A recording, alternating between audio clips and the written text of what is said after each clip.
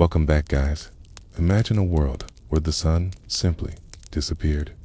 Not entirely, but enough that high noon felt like twilight, where crops withered in fields that should have been bathed in summer warmth, and where people across 3 continents looked up at ash-colored skies and wondered if the world was ending. This was the year 536 of the Common Era. Year so catastrophic that historians now call it the worst year to be alive in human history. You're settling in now, plowing your breathing to slow as we journey back nearly 1,500 years to a time when the very air seemed poisoned, when harvests failed across the known world, and when a mysterious darkness preceded one of history's most devastating pandemics. The sun, that most reliable of celestial companions, had become a pale disk, barely visible through what seemed like perpetual fog. Imagine waking each morning to a world where shadows were soft and indistinct, where the familiar rhythm of day and night had been replaced by gradations of gray, and where the temperature dropped so dramatically that snow fell in summer across Europe and Asia. Tonight, we'll walk through the daily struggles of ordinary people trying to survive in a world that had turned cold and strange. We'll feel the texture, of course, bread made from bark and roots when grain ran out, experience the constant chill that seeped through the thickest walls, and understand how communities that had thrived for centuries suddenly found themselves facing starvation. We'll explore the plague that followed in darkness's wake, a pestilence so devastating it would reshape the very foundations of civilization. We'll uncover the modern scientific detective work that finally explained this ancient catastrophic eruptions so massive they literally changed the climate of the entire planet.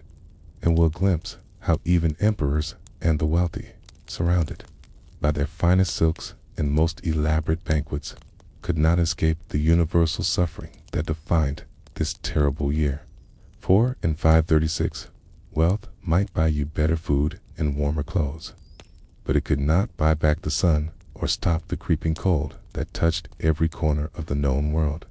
Let your mind drift back to a time when explanations came from prayer rather than science, when survival depended on stored grain and community cooperation, and when each dawn brought not the promise of warmth and light, but the grim reality of another dim, cold day in a world that seemed to be dying. The year 536 awaits, with all its mysteries and hardships, ready to remind us just how fragile our civilized world truly is, and how quickly the comfortable assumptions of daily life can crumble when nature itself seems to turn against humanity. Please consider subscribing to the channel and drop a comment below.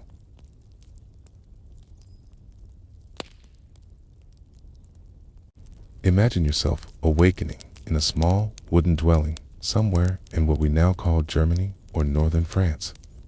The year is 536, and something is terribly wrong with the world. You stir beneath rough woolen blankets that feel damp with the constant chill that has settled over the land like an unwelcome guest who refuses to leave. Through the single small window, you expect to see the familiar golden light of early summer dawn, but instead, you're met with a dim, gray twilight that seems perpetually suspended between day and night.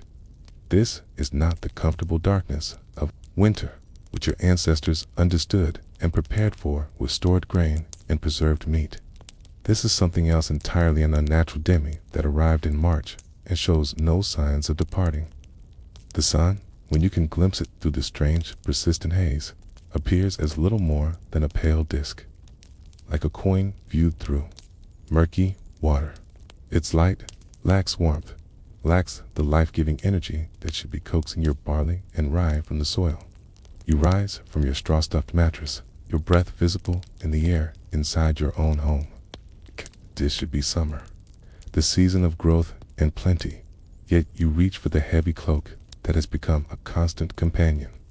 The wooden floor beneath your bare feet carries a chill that seems to emanate from the very earth itself, as if the warmth has been drained, not just from the air, but from the soil, the stones, the water in your well. Outside, your neighbors are stirring as well, their movements slow and deliberate in the perpetual twilight. Old Henrik, who could always judge the time by the sun's position, now stands in his doorway with a bewildered expression that has become all too common. His weathered face, usually confident in the rhythms of agricultural life, shows the strain of trying to adapt to a world where the most basic assumptions about day and night, warm and cold, have been appended. The air itself feels different against your skin. There's a strange quality to it, a dry dustiness that catches in your throat and makes your eyes water slightly. Sometimes, on days when the wind shifts, you catch the faint scent of something that reminds you of the smell that lingers after a great fire, though no one can identify any source for such an odor.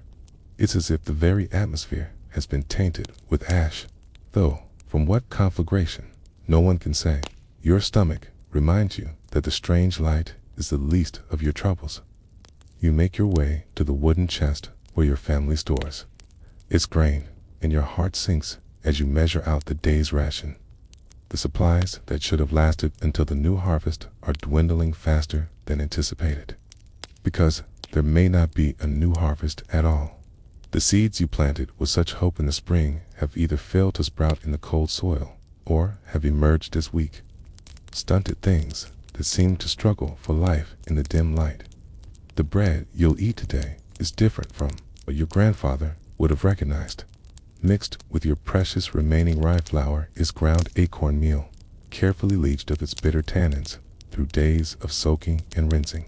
There's bark flour too, from the inner bark of birch trees that your wife spent hours preparing, stripping, and grinding and mixing with what little grain remains. The resulting loaves are dense, dark, and difficult to chew, but they fill the belly and provide some small warmth when eaten hot from the coals.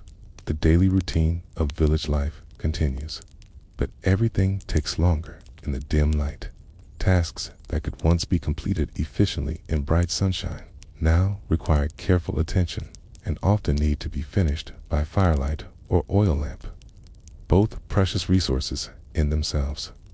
Women spend extra time each day simply trying to get their wool thread to the right tension when they cannot see their work clearly. Men find themselves making mistakes in their crafts, hammering their thumbs in the poor light, or cutting wood incorrectly because they cannot judge the grain properly. Children, once sent out to play in the fields and woods, are kept closer to home now.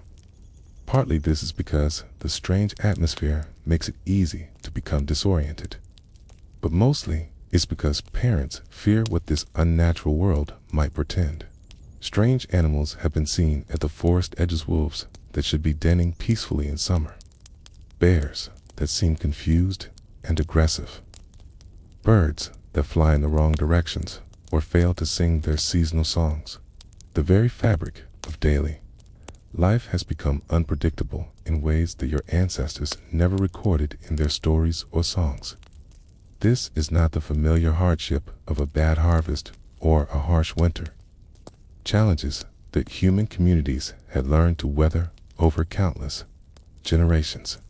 This is something unprecedented, something that defies the accumulated wisdom of centuries, And as you settle in for another night of fitful sleep beneath inadequate blankets, listening to the wind that carries strange scents and stranger sounds, you cannot shake the feeling that this darkness is only the beginning of something far worse.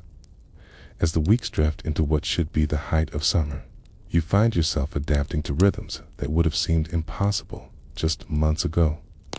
The village community, once bound by the predictable cycles of planting, tending, and harvesting, now operates in a state of constant improvisation. Every morning brings new challenges that your ancestors never faced, problems that have no precedent in the collective memory of your people. The water in your well has taken on a strange taste, not quite bitter, but somehow flat and lifeless. Some say it's because the sun no longer blesses it with proper warmth. Others whisper that the very earth has been poisoned by whatever force has stolen the light from the sky. You've taken to boiling all drinking water, not just because it seems safer, but because the warmth of hot liquid in your belly has become one of the few reliable comforts in this transformed world. Your wife has become an expert in foraging techniques that were once considered emergency knowledge, skills passed down by the oldest women in the village for times of absolute desperation. Now these have become daily necessities. She spends hours each day searching for dandelion greens, wild garlic, and the tender shoots of plants that most people would never have considered food. Her hands are permanently stained green from processing nettles, which provide some nutrition when properly prepared, though they leave a bitter aftertaste that speaks of their reluctant surrender to human consumption. The children have grown quiet in ways that pain your heart. They still play, but their games have changed. Instead of the boisterous competitions and imaginative adventures that once filled the long summer days, they now huddle together in small groups, sharing whispered stories about when the sun might return. Some of the youngest ones, those born in the past few years, seem to accept this dim world as normal, and their adaptation to such abnormal circumstances fills you with a strange, sheer mixture of pride and sorrow. Market days have become exercises in desperate creativity. The traveling merchants who once brought exotic goods from distant lands now carry mainly practical items for survival: thicker blankets, metal tools for food preservation, oil for lamps that burn longer than usual. But even these merchants speak in hushed tones about the roads between towns. The usual landmarks are difficult to recognize in the perpetual twilight, and many report getting lost on routes they've traveled for decades. Worse, they bring stories from other regions that suggest this darkness extends far beyond your small corner of the world. A merchant from the south tells of vineyards where grapes refuse to ripen, hanging green and sour on vines that should be heavy with purple fruit. Another speaks of Italian wheat fields that look more like meadows of yellow grass than proper grain crops. Most disturbing are the reports from northern regions, where some say the darkness is even deeper, and where snow has been spotted falling in what should be the warmest months of the year. Food preparation has become an art form born of necessity. Every scrap of nourishment must be preserved, extended, and transformed into something that can sustain life in this cold world. Your wife spends long hours over the fire, not just cooking, but smoking whatever small game the men manage to trap or catch. The process takes longer in the dim light, and wood consumption has become a constant concern. But smoked meat lasts longer and provides the concentrated nutrition that everyone seems to need more of in this strange climate. The village elder, a man whose memory stretches back more than 70 summers, is taken to spending his days consulting old songs and stories, searching for any reference to similar times of darkness. His weathered fingers trace patterns in the dirt as he recounts tales of ancient winters that lasted too long, of years when the harvest failed to cross great distances. But even his vast store of inherited wisdom contains nothing quite like this. No stories of summer darkness, no songs about the sun growing weak while the world remained otherwise unchanged. Sleep has become elusive for many in the village. The unnatural twilight seems to disrupt something fundamental in human nature, some deep rhythm that connects rest to the cycle of light and dark. You find yourself lying awake at hours when exhaustion should claim you, listening to sounds that seem different in this altered world. The night creatures, owls and bats, and scurrying small mammals call at strange times, or remain silent when they should be active. Even the insects seem confused, with moths flying in daylight and bees remaining in their hives during hours when they should be gathering nectar from flowers that, in any case, bloom weekly, if at all.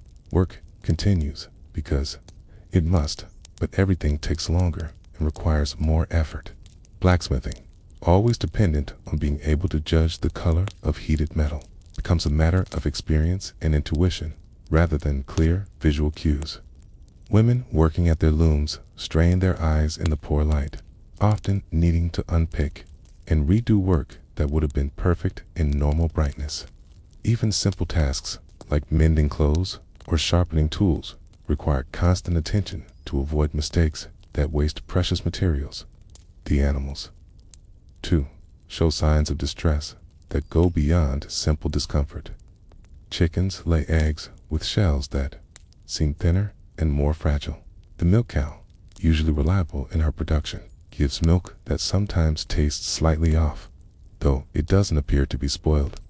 Most troubling are reports from shepherds that some sheep have begun growing their winter coats in what should be the middle of summer, as if their bodies are preparing for a cold season that may last far longer than any natural winter. Trade networks that connected your village to the wider world have begun to break down. Not from any deliberate disruption, but from the simple, practical difficulties of traveling, and conducting business in conditions no one understands. Roads that were safe and well-traveled become hazardous when visibility is reduced and temperatures unpredictable. The Roman roads, magnificent achievements of engineering that have endured for centuries, remain passable, but the traffic on them has slowed to a trickle of desperate merchants and official messengers, carrying news that grows more dire with each arrival as you prepare for yet another night of restless sleep in a world grown strange and cold. You find yourself thinking about the stories your grandparents told of hard times past. They spoke of years when the harvest was poor, winters that seemed to last forever, summers that brought drought or flood, But in all their tales, the sun remained dependable. The seasons followed their ancient pattern, and hardship was always temporary, always followed by recovery and renewal. This feels different. It feels like something that might not end, like a fundamental change in the nature of the world itself. And as you pull your inadequate blankets closer and listen to the wind carrying its burden of strange scents and unfamiliar sounds, you cannot escape the growing certainty that you are living through something unprecedented in human memory, something that will be remembered in songs and stories for generations to come if, indeed, there are generations to come after this endless, terrible year of darkness. Imagine yourself awakening in a small wooden dwelling somewhere in what we now call Germany or northern France. The year is 536, and something is terribly wrong with the world.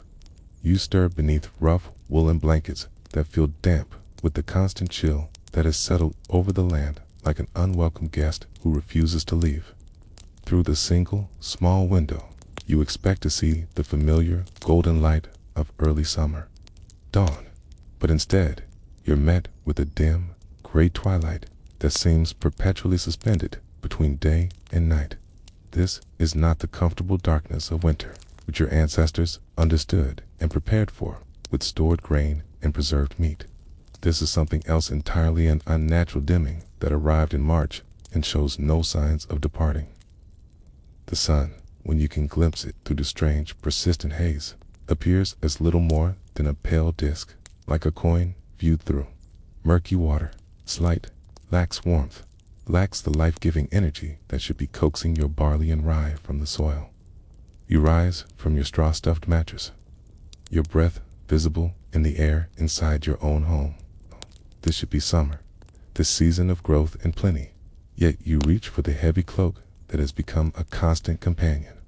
The wooden floor beneath your bare feet carries a chill that seems to emanate from the very earth itself, as if the warmth has been drained not just from the air, but from the soil, the stones, the water in your well. Outside, your neighbors are stirring as well, their movements slow and deliberate in the perpetual twilight. Old Henrik, who could always judge the time by the sun's position, now stands in his doorway with a bewildered expression that has become all too common. His weathered face, usually confident in the rhythms of agricultural life, shows the strain of trying to adapt to a world where the most basic assumptions about day and night, warm and cold, have been appended. The air itself feels different against your skin. There's a strange quality to it, a dry dustiness that catches in your throat and makes your eyes water slightly.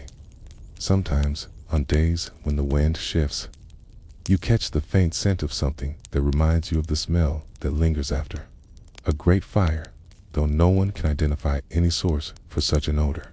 It's as if the very atmosphere has been tainted with ash. Though, from what conflagration, no one can say. Your stomach reminds you that the strange light is the least of your troubles. You make your way to the wooden chest where your family stores its grain, and your heart sinks as you measure out the day's ration. The supplies that should have lasted until the new harvest are dwindling faster than anticipated, because there may not be a new harvest at all.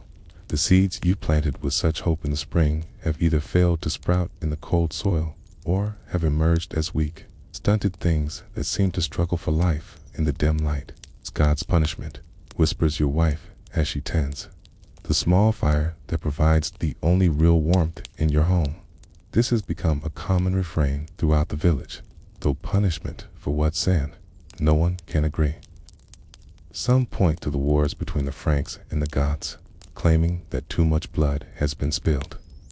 Others whisper that it's divine displeasure with the growing power of distant Byzantium, or anger at the religious disputes that divide Christian communities.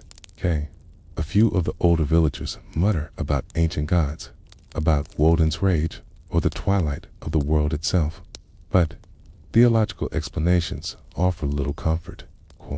When your stomach aches with hunger, and your children ask why the sun no longer warms their faces, you've begun to ration not just food, but firewood as well, though the constant chill makes you want to burn everything combustible just to feel truly warm again. The forests that once seemed endless now represent a finite resource that must be carefully managed, because who knows how long this unnatural cold will last. The daily routine of village life continues, but everything takes longer in the dim light. Tasks that could once be completed efficiently in bright sunshine now require careful attention and often need to be finished by firelight or oil lamp, both precious resources in themselves.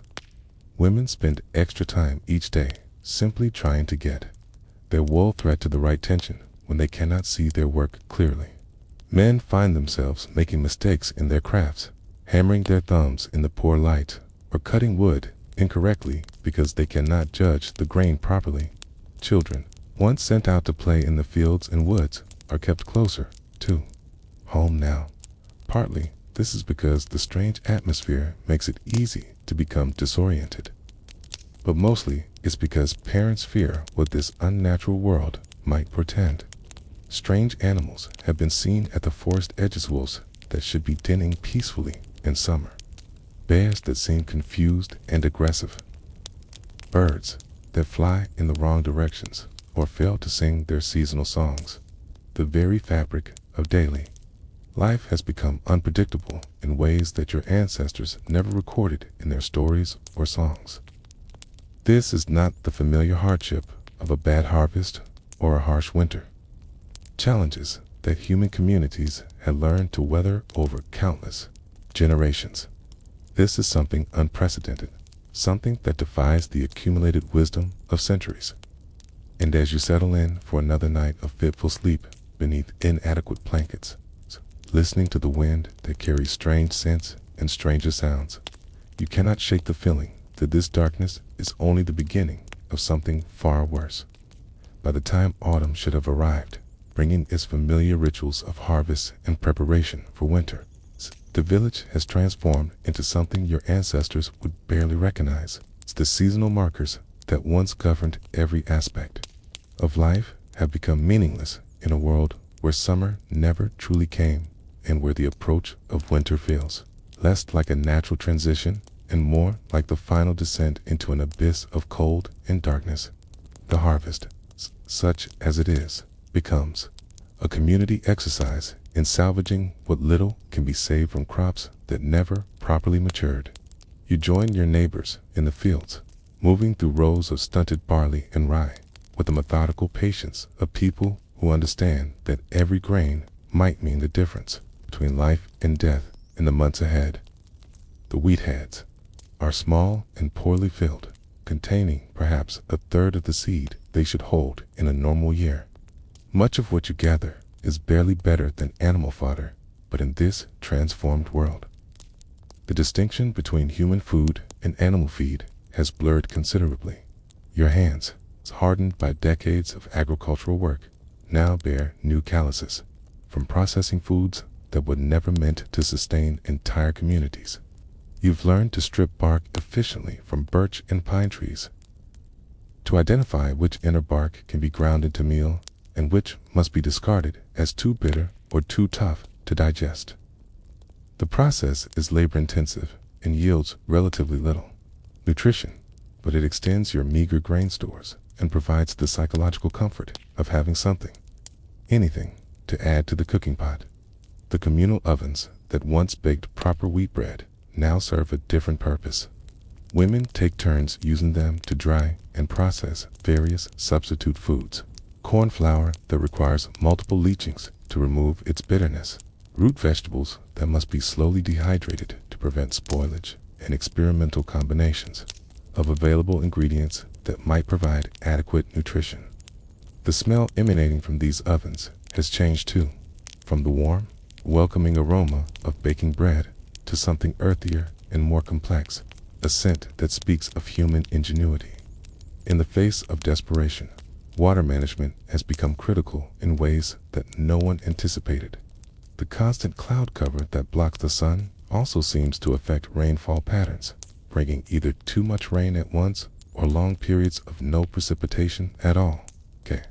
Wells that have served the village for generations now require careful monitoring, and families have begun digging additional shallow wells as insurance against the failure of their primary water sources. The taste of the water continues to deteriorate, though whether this is due to changes in the soil, the atmosphere, or simply your altered perception in this transformed world remains unclear. The village's social structure has begun to shift in subtle but significant ways. Traditional hierarchies based on land ownership and inherited status matter less when everyone faces the same fundamental challenge of finding enough to eat. Skills that were once considered common knowledge, how to preserve food without salt, how to identify edible wild plants, how to construct insulation from natural materials, have suddenly become valuable expertise that elevates previously overlooked. Members of the community, old Gerda, once dismissed as a woman who talked too much about half-remembered folk remedies, now finds herself consulted daily about which plants might be safely consumed and how to prepare them. Her knowledge of wild herbs and their properties, passed down through generations of women, has become more valuable than gold. She moves through the village with a new dignity, no longer a marginal figure, but an essential resource for survival. Some villagers have begun creating small shrines in their homes, not necessarily abandoning their Christian faith, but expanding it to include appeals to any spiritual force that might have influence over their circumstances. These private devotional practices often incorporate elements from older traditions, offerings of food to household spirits, charms against misfortune, rituals designed to encourage the return of normal weather patterns. The children, perhaps more adaptable than their elders, have developed their own ways of coping with the strange new world they inhabit. Their games now incorporate elements of the current crisis, playing at foraging for food, creating elaborate scenarios about the return of the sun, and developing complex rules for sharing scarce resources. In some ways, her ability to find entertainment and meaning within these constrained circumstances provides hope and inspiration for the adults who watch them. Yet, the children also show subtle signs of the stress they're experiencing. They sleep more fitfully, wake more frequently during the night, and exhibit behaviors that suggest anxiety about the future. Some of the youngest ones have begun asking questions that their parents struggle to answer: why the sun doesn't shine properly anymore, whether the cold will ever go away, whether there will be enough food for everyone as winter approaches. Not as a seasonal transition, but as an intensification of conditions that have already persisted for months.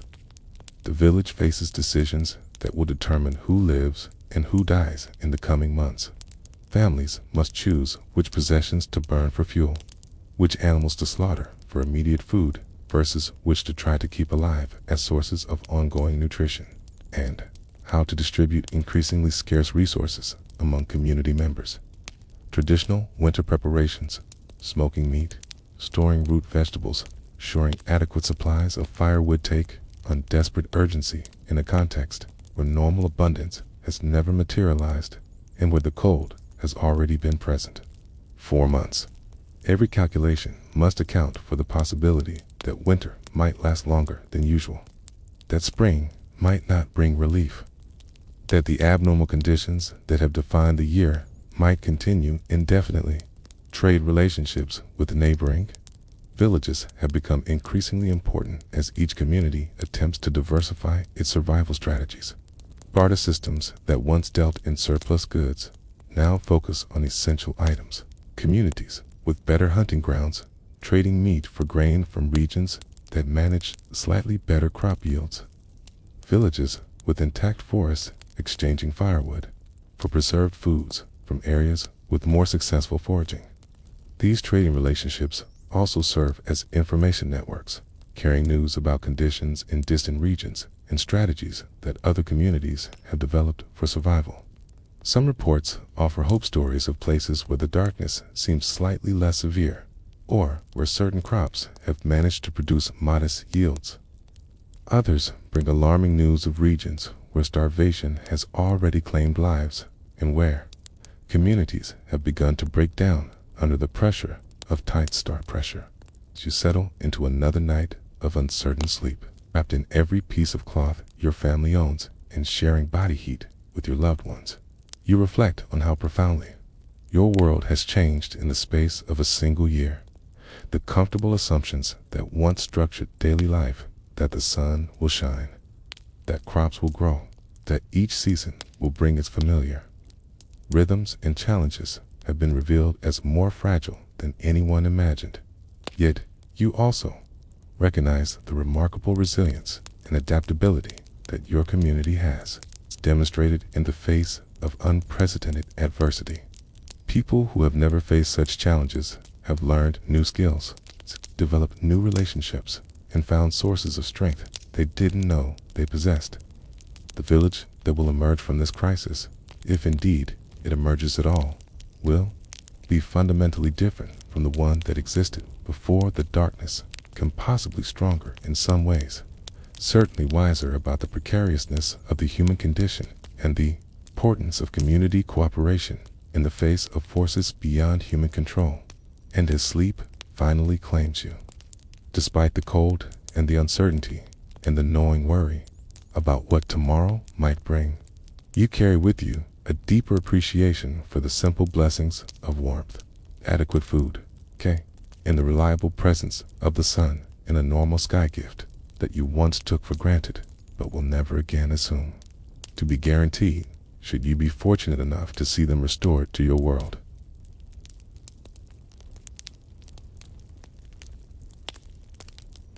But if the year 536 had ended with only cold and famine, it might have been remembered merely as a terrible year of weather, a natural disaster that communities could eventually overcome through cooperation and endurance.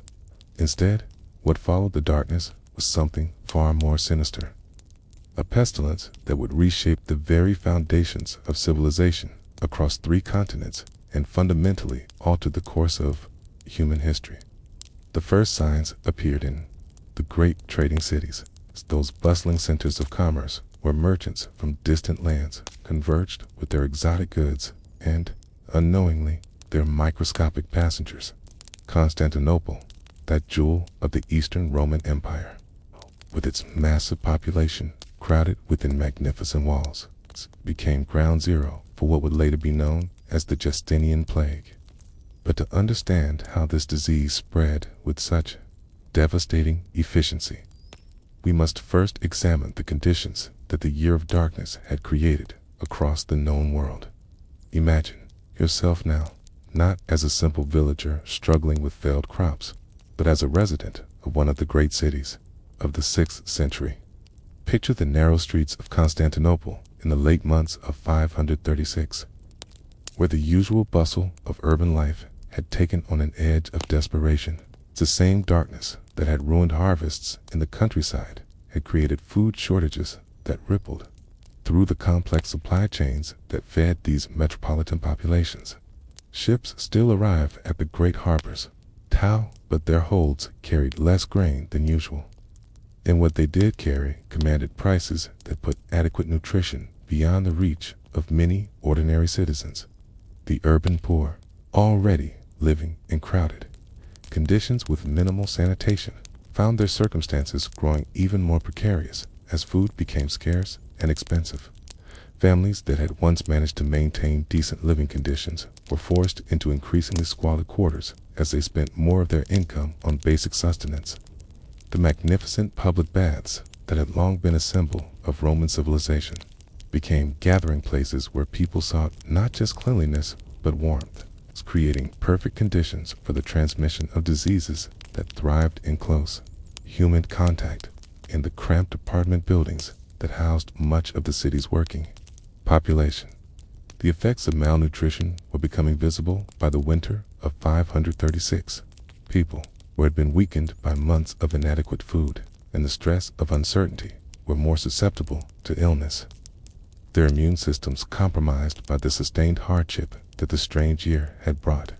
Children, always the most vulnerable during times of scarcity, showed the telltale signs of nutritional deficiency, stunted growth, unusual susceptibility to minor ailments, and a general listlessness that spoke of bodies struggling to function on insufficient nourishment. The social fabric of the great city began to unravel as the plague claimed an ever-increasing portion of the population. Families that had maintained their cohesion through the hardships of the dark year found themselves torn apart by a disease that seemed to strike randomly, sparing some while claiming others with no apparent logic. Parents watched their children die in agony, while children found themselves orphaned when the disease swept through their households in a matter of days. Religious communities, which had provided stability and comfort during the earlier crisis of the failed harvests, became particular targets for the disease.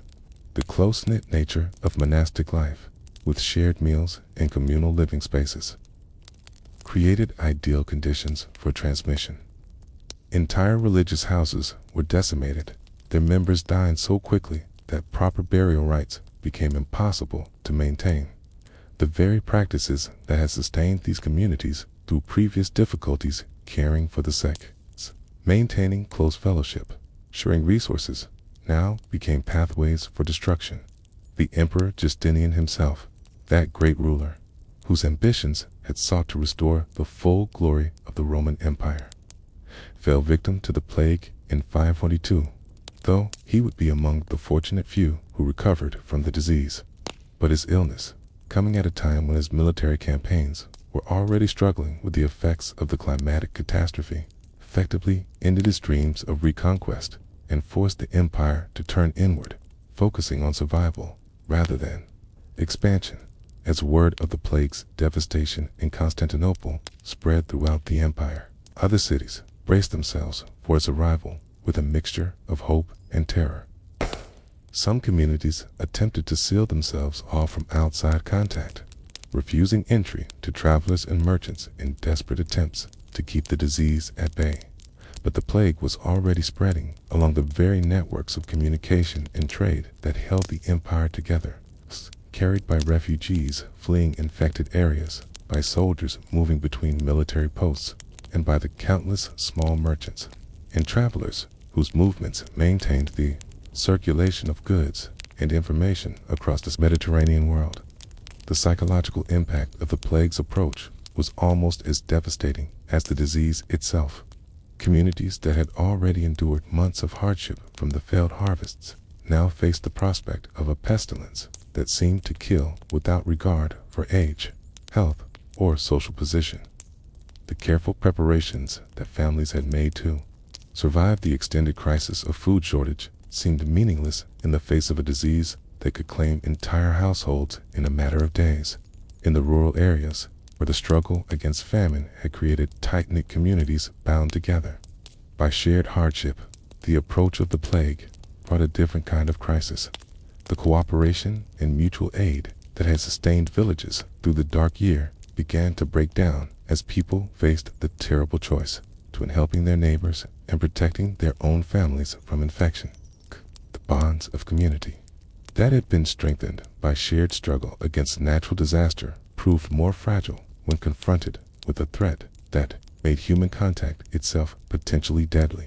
The plague's progression through the countryside followed patterns that reflected both the geography of trade and communication and the social structures that governed rural life. Major roads and river routes became corridors of transmission, carrying the disease from one community to another with the same efficiency that they had once carried goods and information. Monasteries and religious centers, which had served as refuges during the earlier crisis, became focal points for transmission as pilgrims and travelers brought the disease to communities that had previously remained isolated. The plague's arrival in your village comes not with fanfare or warning, but through the quiet desperation of a merchant family seeking shelter from the storm that has engulfed the wider world. You first see them at the edge of the settlement, just as the sun, that pale, weakened disk that has become your constant reminder of the world's transformation, begins its early descent toward another premature twilight. They arrive on foot, their once fine clothes now travel-stained and patched, leading a single exhausted horse that carries what remains of their worldly possessions. The merchant, a man you vaguely recognize from better times when he brought exotic goods to your regional market, approaches with the careful deference of someone who understands he is asking for charity rather than conducting business. His wife walks behind him, supporting their teenage son, whose face bears the unmistakable pallor of illness. At first, you assume this is simply the malnutrition and exhaustion that have become common sights in these difficult times. Communities throughout the region have grown accustomed to the sight of travelers who bear the marks of hardship. People displaced by the failure of crops and the breakdown of normal economic relationships. Your village, like so many others, has developed informal protocols for dealing with such refugees, despite your own precarious circumstances.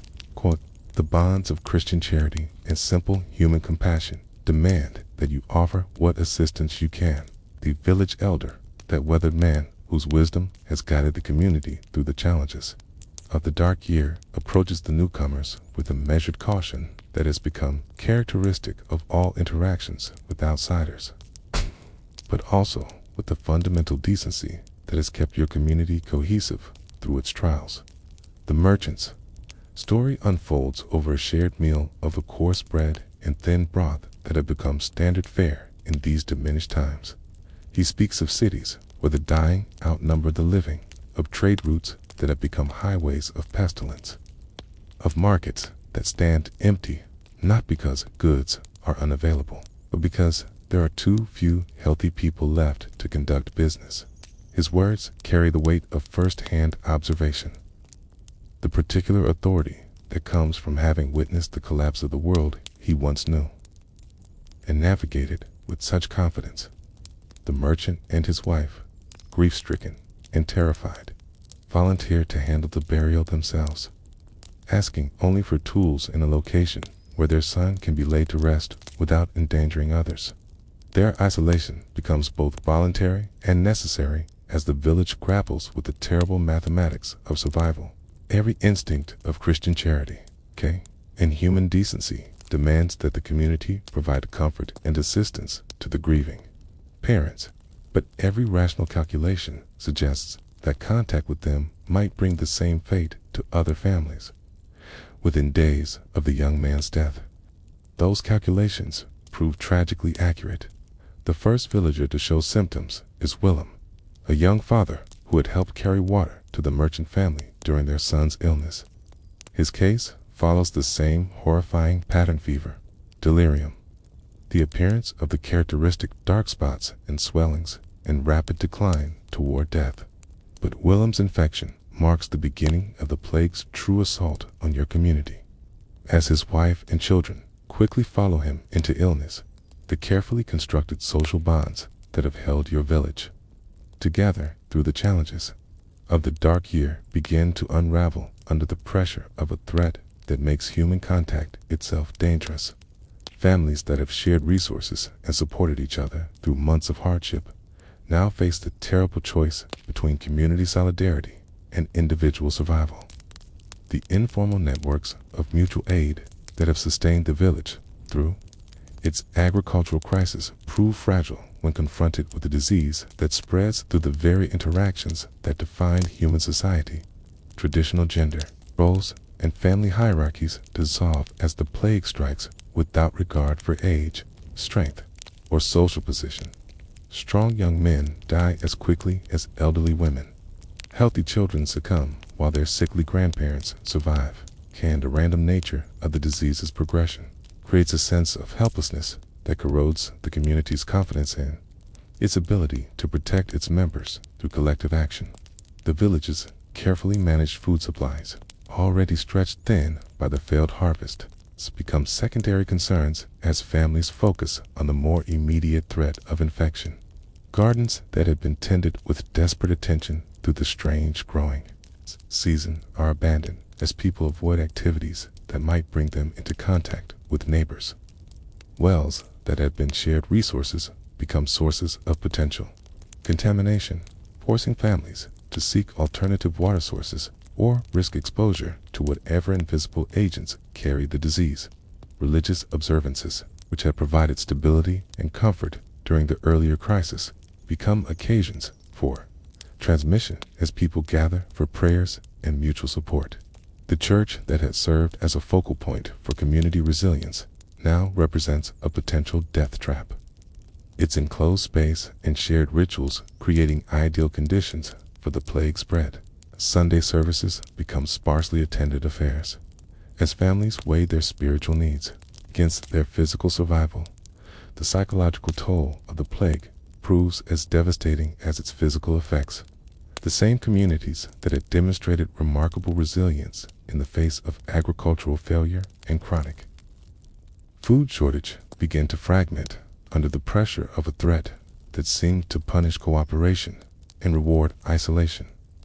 Trust between neighbors erodes as every interaction becomes a potential vector for infection, and the social capital that had been built up through months of shared hardship dissipates in a matter of weeks.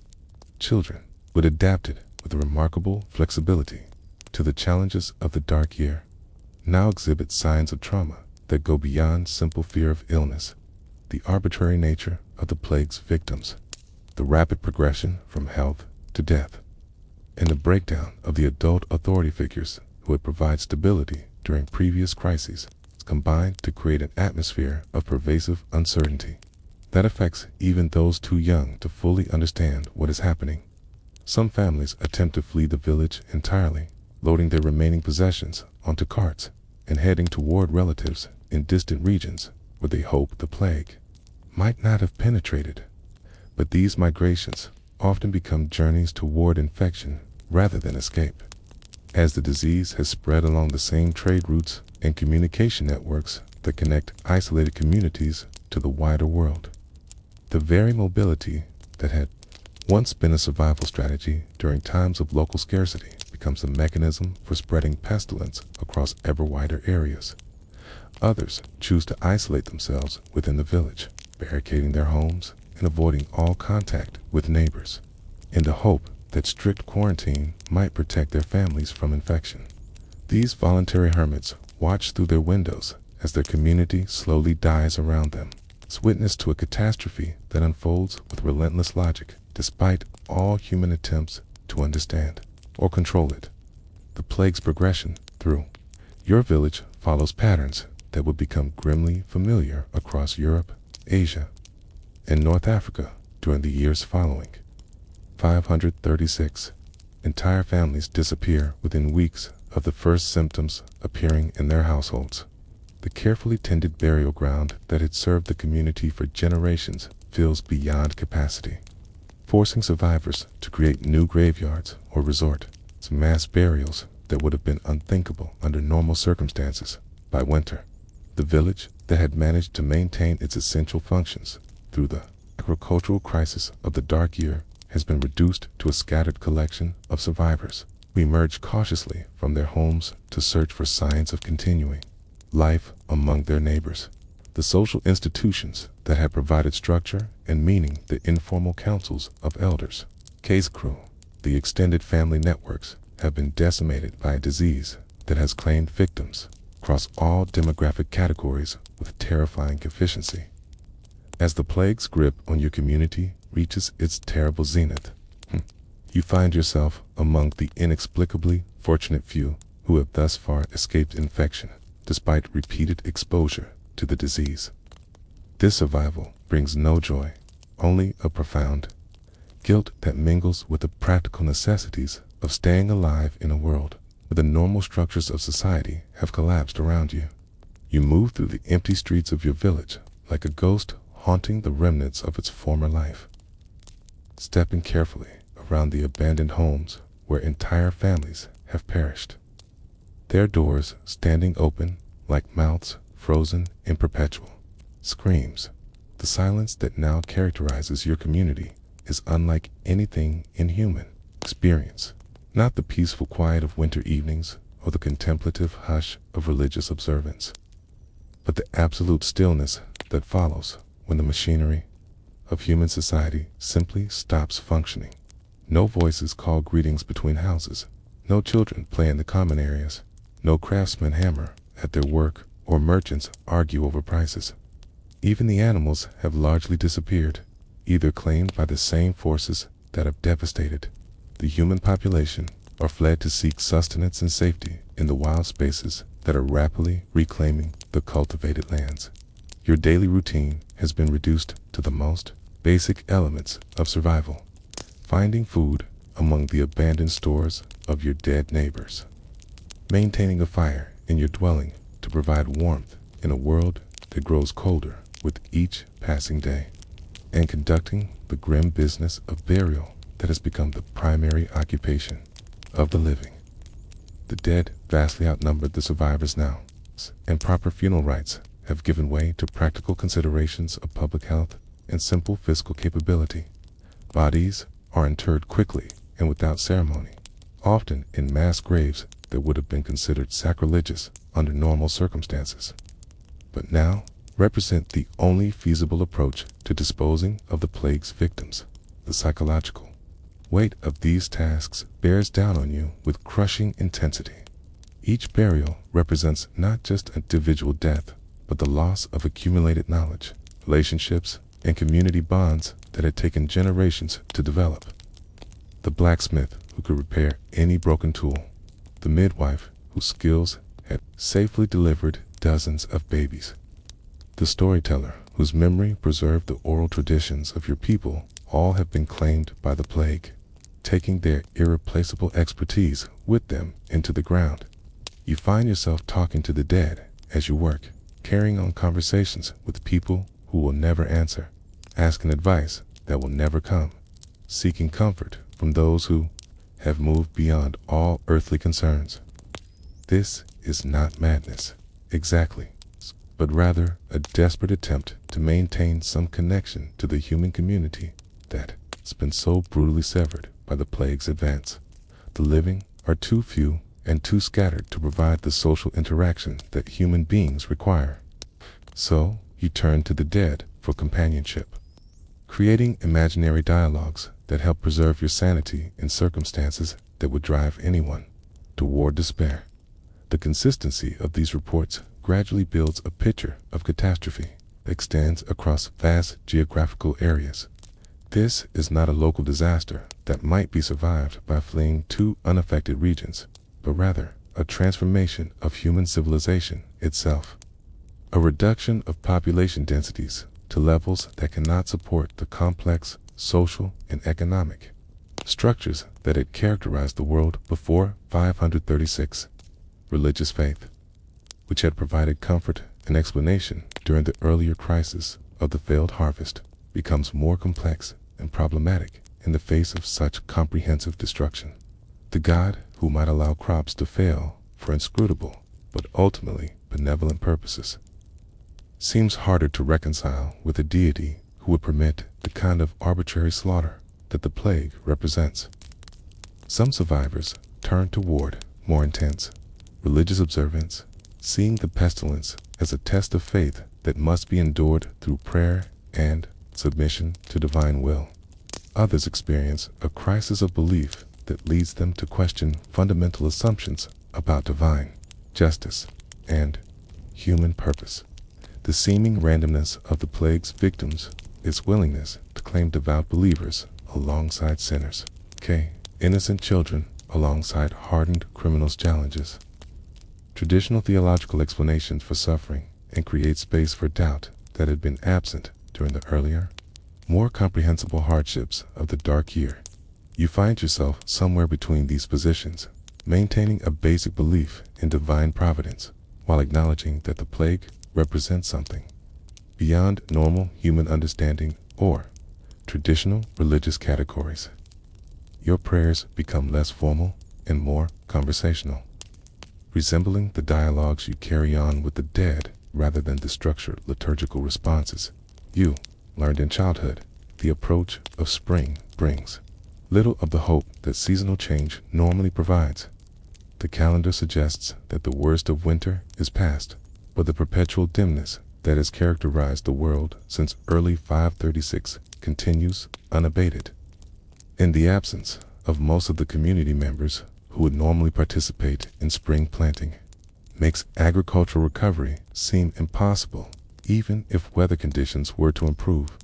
You begin to contemplate the possibility that you might be among the last human inhabitants of your region, that the plague has succeeded in reducing local population densities below the threshold necessary for maintaining organized society. This prospect brings a kind of existential vertigo that goes beyond simple fear of death to encompass terror of becoming disconnected from the human community entirely, of surviving only to witness the final collapse of everything that makes life meaningful. Yet, even in these dark contemplations, you find resources for continued resistance to despair. The human capacity for adaptation, which had enabled your community to survive the initial crisis of the failed harvest, continues to operate even under these extreme circumstances. You develop new routines that provide structure for solitary days, new purposes that justify continued effort even when traditional motivations have been stripped away by loss and isolation. The plague, you realize, has not merely killed large numbers of people, it has fundamentally altered the relationship between individual survival and community welfare. In normal times, these two concerns reinforced each other, with individual thriving dependent on community health and community strength built from the accumulated efforts of healthy individuals. The plague has severed this connection, creating conditions where individual survival might require abandoning community obligations, and where community welfare has become impossible to maintain regardless of individual sacrifice. This transformation represents something qualitatively different from the natural disasters and human conflicts that had previously marked the worst years in human memory. The plague has attacked the very foundations of social life, the basic assumptions about cooperation and mutual aid that make civilization possible. Recovery, if it comes at all, will require not just the restoration of population numbers, but the reconstruction of social bonds that have been severed by months of enforced isolation and mutual suspicion, as winter gradually gives way to another disappointing spring in the continuing aftermath of the dark year. You prepare for the possibility that survival might require skills and psychological resources that no previous generation has needed to develop. The world that emerges from this crisis, if any world emerges at all, will be shaped by the experience of those few who have managed to endure both the environmental catastrophe of 536 and the pandemic that followed in its wake. These survivors will carry forward not just their individual lives, but the memory of a civilization that came closer to complete collapse than any in recorded history. A reminder of how quickly the comfortable assumptions of normal life can be stripped away. by forces beyond human control or understanding.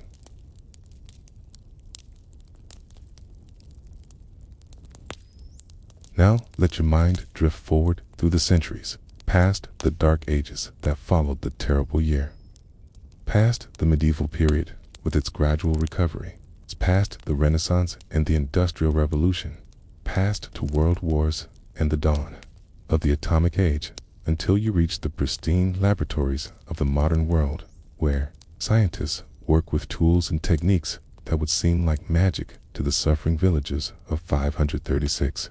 Here, in these sterile chambers, filled with sophisticated instruments, dedicated researchers have spent decades solving the mystery that plagued our ancestors, discovering at last what force could have been powerful enough to dim the sun itself and plunge the entire world into that catastrophic darkness. Picture yourself now in a laboratory in Greenland, where the endless ice sheet holds within its frozen layers a record more detailed and accurate than any written history. The ice here has been accumulating for thousands of years, each winter snowfall adding another thin layer to an archive that preserves atmospheric conditions with remarkable precision.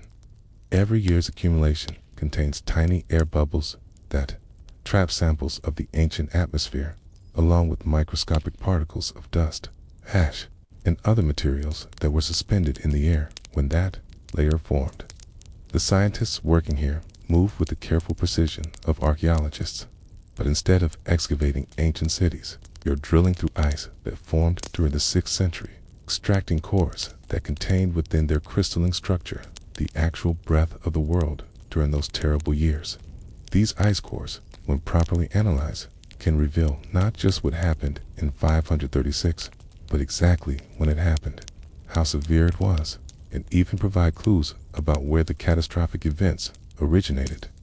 Dr. Sarah Chen, a paleoclimatologist whose career has been dedicated to understanding ancient climate events, carefully examines a section of ice core that formed during the PLM crucial years around 536. The ice appears clear and pure to untrained eyes, but under her microscope, it reveals a story of unprecedented atmospheric disruption. Embedded within the frozen water are concentrations of sulfuric acid that are dramatically higher than normal background levels, chemical signatures that speak of massive volcanic activity somewhere in the world during that fateful year. The presence of sulfur compounds in ice cores provides scientists with one of their most reliable indicators of past volcanic eruptions. When volcanoes erupt with sufficient violence, they inject enormous quantities of sulfur dioxide into the stratosphere, where it combines with water vapor to form sulfuric acid aerosols.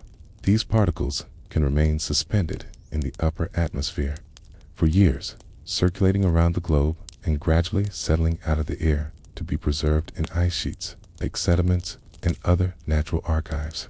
But the sulfur concentrations that Dr. Chen observes in the 536 ice core sections are extraordinary. Even by the standards of major volcanic events, the levels are comparable to those found in ice layers corresponding to the 1815 eruption of Mount Tambora, which caused what historians call the year without a summer in 1816, or the massive Toba eruption that occurred roughly 74,000 years ago and may have brought humanity to the brink of extinction. However, the 536 event shows a different pattern rather than a single massive spike. There are multiple elevated periods that suggest a series of eruptions rather than one catastrophic event. Working alongside Dr. Chen is Dr. Michael Segal, a specialist in volcanic chronology who has spent years developing techniques for precisely dating volcanic events recorded in ice cores. His methods can determine not just the year when an eruption occurred, but often the specific season and sometimes even the month. The ice core evidence for 536 shows multiple sulfur spikes, beginning in late 535 and continuing through 536, with the largest concentration appearing in layers that formed during the spring of 536, exactly matching the historical accounts of when the strange darkness first appeared. The geographic origin of these volcanic events remained a mystery for decades, even after scientists had confirmed that massive eruptions were responsible for the climate catastrophe. Ice cores could tell researchers that enormous volcanic activity had occurred, and tree ring data from around the world could confirm the global extent of the climate disruption. But pinpointing the exact location of the responsible volcanoes proved far more challenging. The breakthrough came through a combination of improved analytical techniques and expanded geographic sampling. Ice cores from both Greenland and Antarctica showed elevated sulfur levels during the same period, confirming that the volcanic activity had been powerful enough to affect both hemispheres.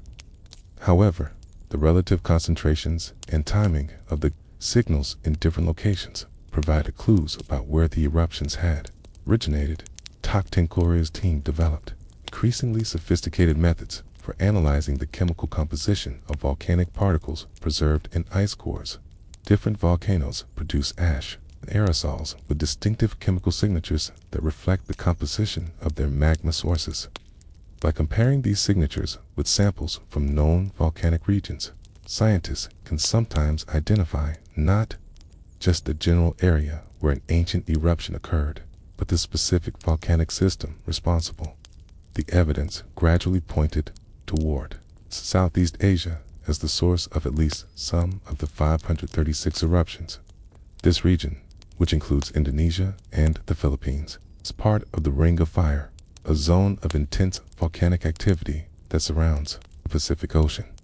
The area is notorious for producing some of the most violent eruptions in recorded history, including Krakatoa in 1883 and Mount Tambora in 1815, both of which had global climate effects. Further detective work led scientists to focus on a particular volcanic system in Indonesia, the Krakatoa complex in the Sunda Strait between Java and Sumatra.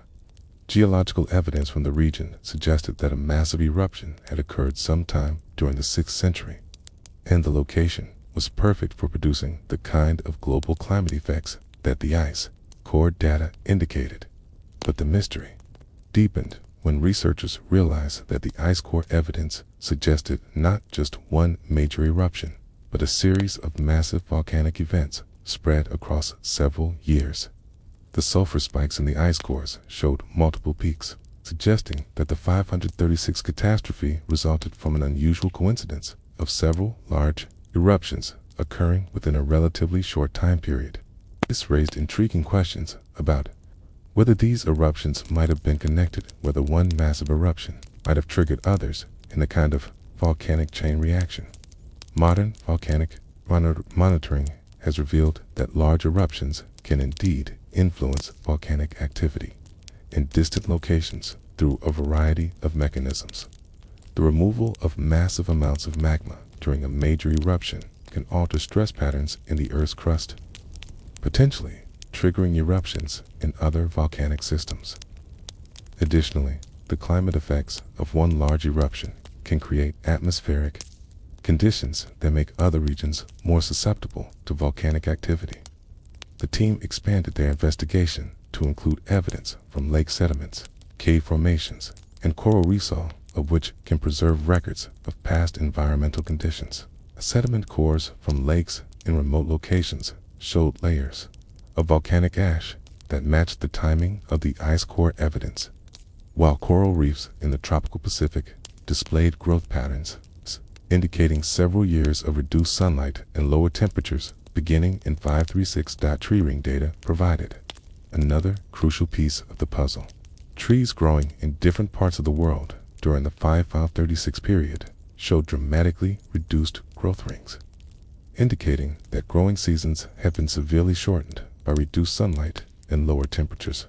The pattern was global, affecting trees in North America, Europe, Asia, and even some southern hemisphere locations, confirming that whatever had caused the climate disruption was truly worldwide in its effects. Dr. Chen's colleague, Clive Oppenheimer from Cambridge University, has brought expertise in satellite-based volcanic monitoring to bear on the ancient mystery. His work with modern volcanic eruptions had shown how even relatively modest eruptions could produce measurable global climate effects when they inject material into the stratosphere. The 536 event, based on the ice core evidence, appeared to have been orders of magnitude larger than any eruption observed with modern instruments. The team used computer climate models to simulate the effects of different volcanic scenarios, testing which combination of eruption size, location, K, and timing could have produced the climate effects documented in the historical and scientific records. These models suggested that the 536 catastrophe likely resulted from at least 2, and possibly 3 or more major eruptions occurring within a span of several years. The first eruption appeared to have occurred in late 535 or early 536, somewhere in the tropical regions, and was responsible for the initial dimming of sunlight that historical sources describe, beginning in March 536. This eruption alone would have been sufficient to cause significant global climate effects, but it was followed by additional massive eruptions that prolonged and intensified the crisis. The computer models showed how volcanic aerosols injected into the stratosphere could remain suspended for years, gradually spreading around the globe and blocking a significant percentage of incoming solar radiation. The models predicted that surface temperatures would have dropped by several degrees Celsius across much of the northern hemisphere, exactly matching the evidence from tree rings and other paleoclimate indicators. But the modeling work also revealed something even more disturbing. The volcanic catastrophe of 536 had come remarkably close to triggering a much more severe climate crisis. If the eruptions had been just slightly larger, or if they had occurred during a period when other climate factors were less favorable, the cooling effect could have been severe enough to initiate a runaway ice age that might have made large parts of the planet uninhabitable for centuries. Dr. Segal's analysis of the ice core chemistry revealed additional details about the nature of the 536 eruptions. The sulfur compounds preserved in the ice showed isotopic signatures suggesting that the magma involved in the eruptions had originated from deep within the Earth's mantle. This indicated that the 536 events were not ordinary volcanic eruptions, but rather represented the kind of massive, deep-sourced volcanism that occurs only rarely in geological history. The team's work gradually built a comprehensive picture of the 536 catastrophe that explained both its severity and its global reach. The evidence suggested that the crisis began with a massive eruption somewhere in the Indonesian archipelago, possibly involving the collapse of a large volcanic caldera. This initial eruption injected enormous quantities of ash and sulfur compounds into the atmosphere, beginning the process of global climate disruption that would characterize the decade following 536. The second phase of the scientific investigation took researchers beyond the ice cores to examine evidence preserved in the very rocks and landscapes shaped by these ancient cataclysms.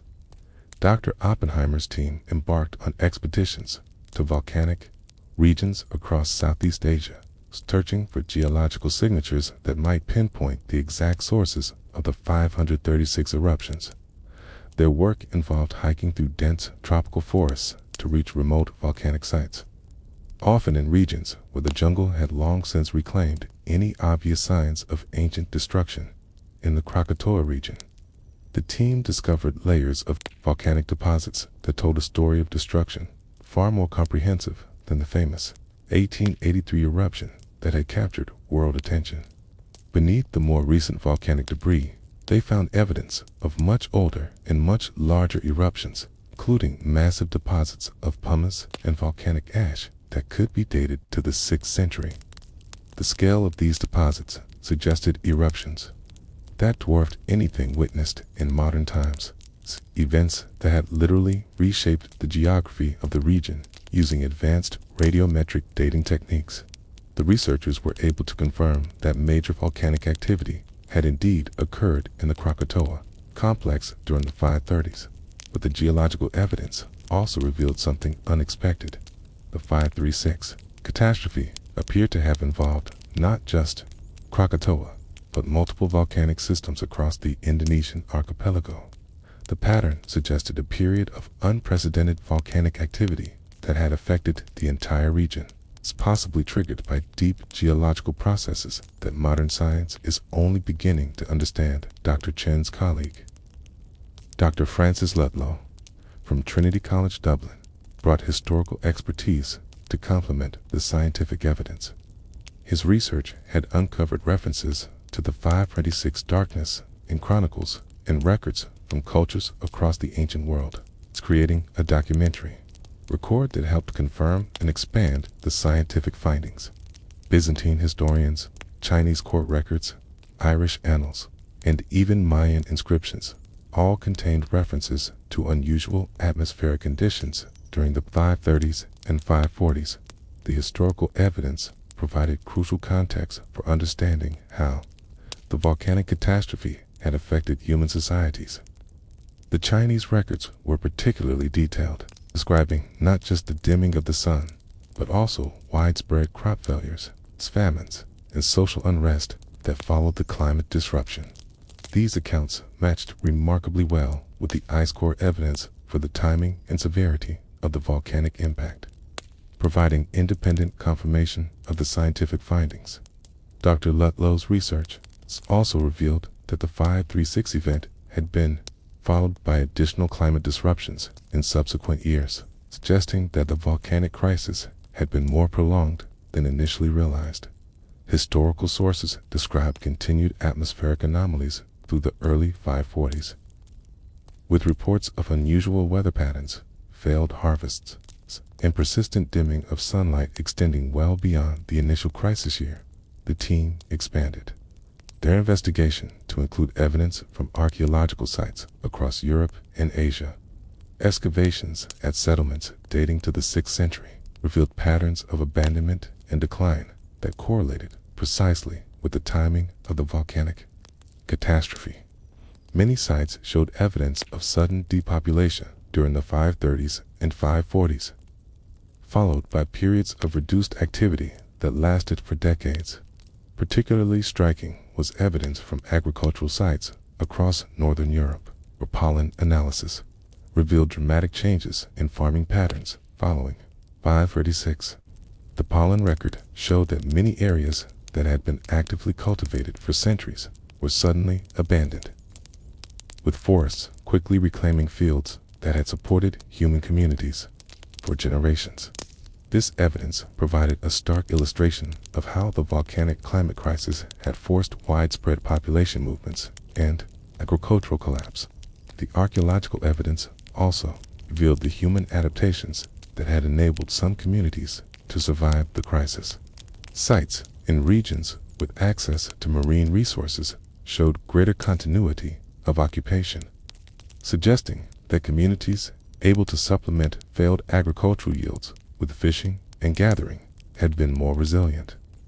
Similarly, settlements located along major trade routes often showed evidence of continuing activity, indicating that communities able to participate in long-distance exchange networks had better survival prospects. Dr. Sigel's team developed increasingly sophisticated methods for analyzing the chemical composition of volcanic particles, preserved not just in ice cores, but in lake sediments and peat bogs across the northern hemisphere. These techniques revealed that the 536 volcanic catastrophe had involved eruptions with distinctly different chemical signatures, confirming that multiple volcanic systems had been active during the crisis period. The chemical analysis also provided insights into the specific mechanisms by which the volcanic eruptions had affected global climate. The sulfur compounds released by the eruptions had formed aerosol particles in the stratosphere that were particularly effective at scattering incoming solar radiation. The size, distribution, and chemical composition of these particles created optimal conditions for reducing surface temperatures while also affecting precipitation patterns across large regions.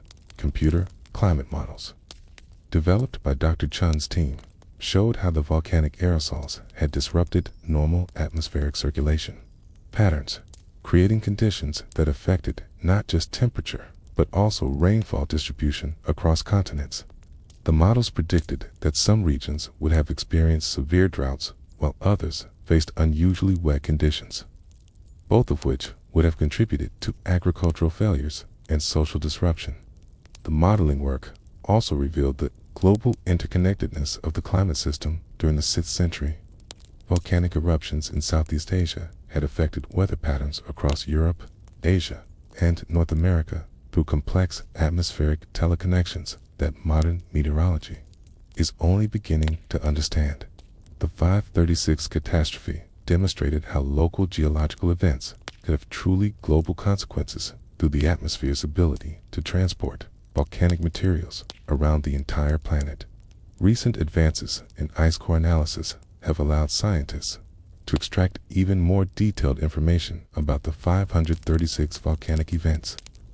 New techniques can identify individual volcanic eruptions with precision measured in months rather than years, and can even determine the latitude of eruption sources based on the atmospheric transport patterns recorded in ice chemistry. These refined analyses have revealed that the 536 catastrophe was even more complex than initially realized. The ice core record now shows evidence of at least 4 separate major volcanic events between 535 and 540, creating a sustained period of atmospheric disruption that far exceeded any volcanic crisis in recorded history. Each eruption appears to have added to the atmospheric burden of volcanic aerosols, prolonging and intensifying the climate effects that devastated human societies across the globe. The team's work has also identified possible connections between the 536 volcanic catastrophe and subsequent historical events. The climate disruption caused by the eruptions appears to have contributed to political instability across Europe and Asia, keying established governments and creating conditions that facilitated the spread of new political and religious movements. The collapse of traditional agricultural systems forced population movements that reshaped the ethnic and cultural geography of entire regions. Dr. Oppenheimer's analysis of the volcanic evidence has revealed that events like the 586 catastrophe represent a significant but underappreciated category of natural disaster. Unlike earthquakes or storms, which affect limited geographic areas, major volcanic eruptions can disrupt climate systems across entire hemispheres, creating conditions that threaten the stability of human civilization itself. The 536 event appears to have been caused by a type of volcanic activity that occurs only rarely in human history, but has the potential to cause global catastrophe when it does occur. The geological evidence suggests that such events happen perhaps once every few thousand years, making them rare enough that human societies develop no institutional memory of their effects, but frequent enough that they represent a genuine, long-term threat to human civilization. Modern volcanic monitoring systems, while sophisticated by historical standards, are designed to detect and predict local volcanic hazards rather than global climate-altering eruptions. The 536 research has highlighted gaps in current preparedness for volcanic events that could have worldwide consequences, spurring efforts to develop better monitoring and early warning systems for potential global volcanic catastrophes. The scientific investigation of the 536 catastrophe has also provided new insights into the relationship between climate and human society during the pre-industrial period. The evidence shows that even relatively stable agricultural societies were vulnerable to climate disruptions that lasted more than a few years, highlighting the importance of climate stability for maintaining complex human civilizations. The work has implications for understanding contemporary climate change as well. While the 536 catastrophe was caused by volcanic rather than anthropogenic factors, it provides a natural experiment in how human societies respond to rapid climate change. The evidence suggests that even relatively modest climate disruptions can have cascading effects that destabilize social and economic systems, creating conditions for widespread conflict and population displacement. as you settle into the quiet comfort of modern scientific understanding, surrounded by the warmth and security that our technological civilization provides. You can appreciate how the patient work of researchers like Dr. Chen, Dr. Segal, and Dr. Oppenheimer has finally solved a mystery that terrorized our ancestors for years without explanation. Key, their ice cores and chemical analyzers have revealed the natural forces that plunged the world into darkness. K, providing answers that medieval chroniclers could only attribute to divine wrath or supernatural intervention. The final phase of the scientific investigation has taken researchers into even more sophisticated realms of analysis, employing cutting-edge techniques that can extract information from the tiniest fragments of ancient volcanic material. Dr. Chen's laboratory now houses instruments that can analyze individual particles of volcanic glass preserved in ice cores, revealing details about eruption dynamics that would have seemed impossible to determine just decades ago. These microscopic shards, some no larger than bacteria, carry within their chemical structure a complete record of the conditions that existed deep within the Earth when the 536 catastrophe began. Using electron microscopy and mass spectrometry, techniques that can identify elements present in concentrations of parts per billion, the research team has been able to create detailed chemical fingerprints for each of the major volcanic events that contributed to the 536 crisis. These fingerprints reveal that the eruptions involve magma chambers that had been developing deep within the Earth for thousands of years before finally reaching the surface in that catastrophic decade. The sophistication of modern analytical techniques has revealed that the 536 volcanic catastrophe was not simply a series of random eruptions, but rather represented the culmination of long-term geological processes that had been building toward crisis for centuries. Deep beneath the Indonesian archipelago, massive magma chambers had been slowly accumulating molten rock under increasing pressure, creating conditions that would eventually lead to eruptions of unprecedented scale and violence. Dr. Segal's team has developed new methods for dating volcanic events that can pinpoint eruptions to within specific seasons, and sometimes even individual months. These techniques involve analyzing the way volcanic particles were incorporated into ice layers, taking advantage of the fact that snowfall patterns in Greenland and Antarctica follow predictable annual cycles.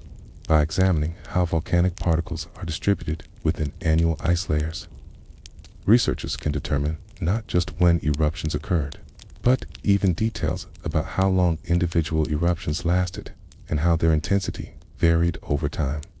This ultra-precise dating has revealed that the 536 catastrophe unfolded in a series of distinct phases, each involving different volcanic systems and different types of eruption. The first major event appears to have been a massive explosive eruption that occurred in late 535, possibly involving the catastrophic collapse of a large volcanic caldera somewhere in the Krakatoa region. This initial eruption was followed by a series of smaller but still significant events that continued through 536 and into the early 540s, creating a sustained period of atmospheric disruption that lasted nearly a decade. The research has also revealed the precise mechanisms by which relatively small changes in atmospheric composition could produce such dramatic global climate effects.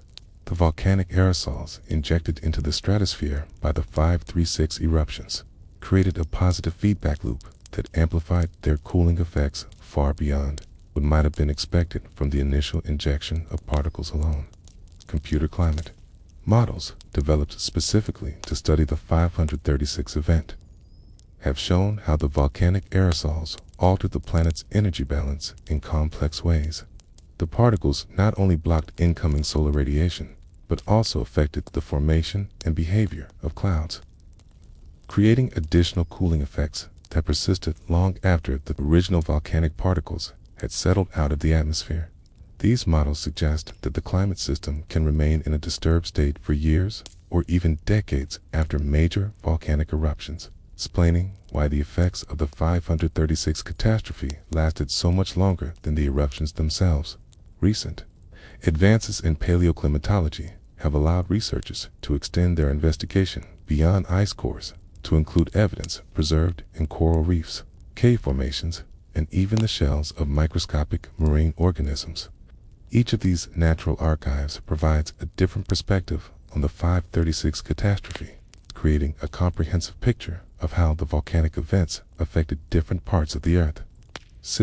Coral reefs in the tropical Pacific have proven particularly valuable for understanding the 536 events because they preserve detailed records of sea surface temperatures and ocean chemistry during the crisis period. Analysis of coral cores from remote Pacific islands shows that ocean temperatures dropped significantly following the major volcanic eruptions, and that these temperature changes persisted for several years after the atmospheric effects had begun to diminish. The ocean temperature data has revealed that the 536 volcanic catastrophe affected not just atmospheric conditions, but also ocean circulation patterns around the globe.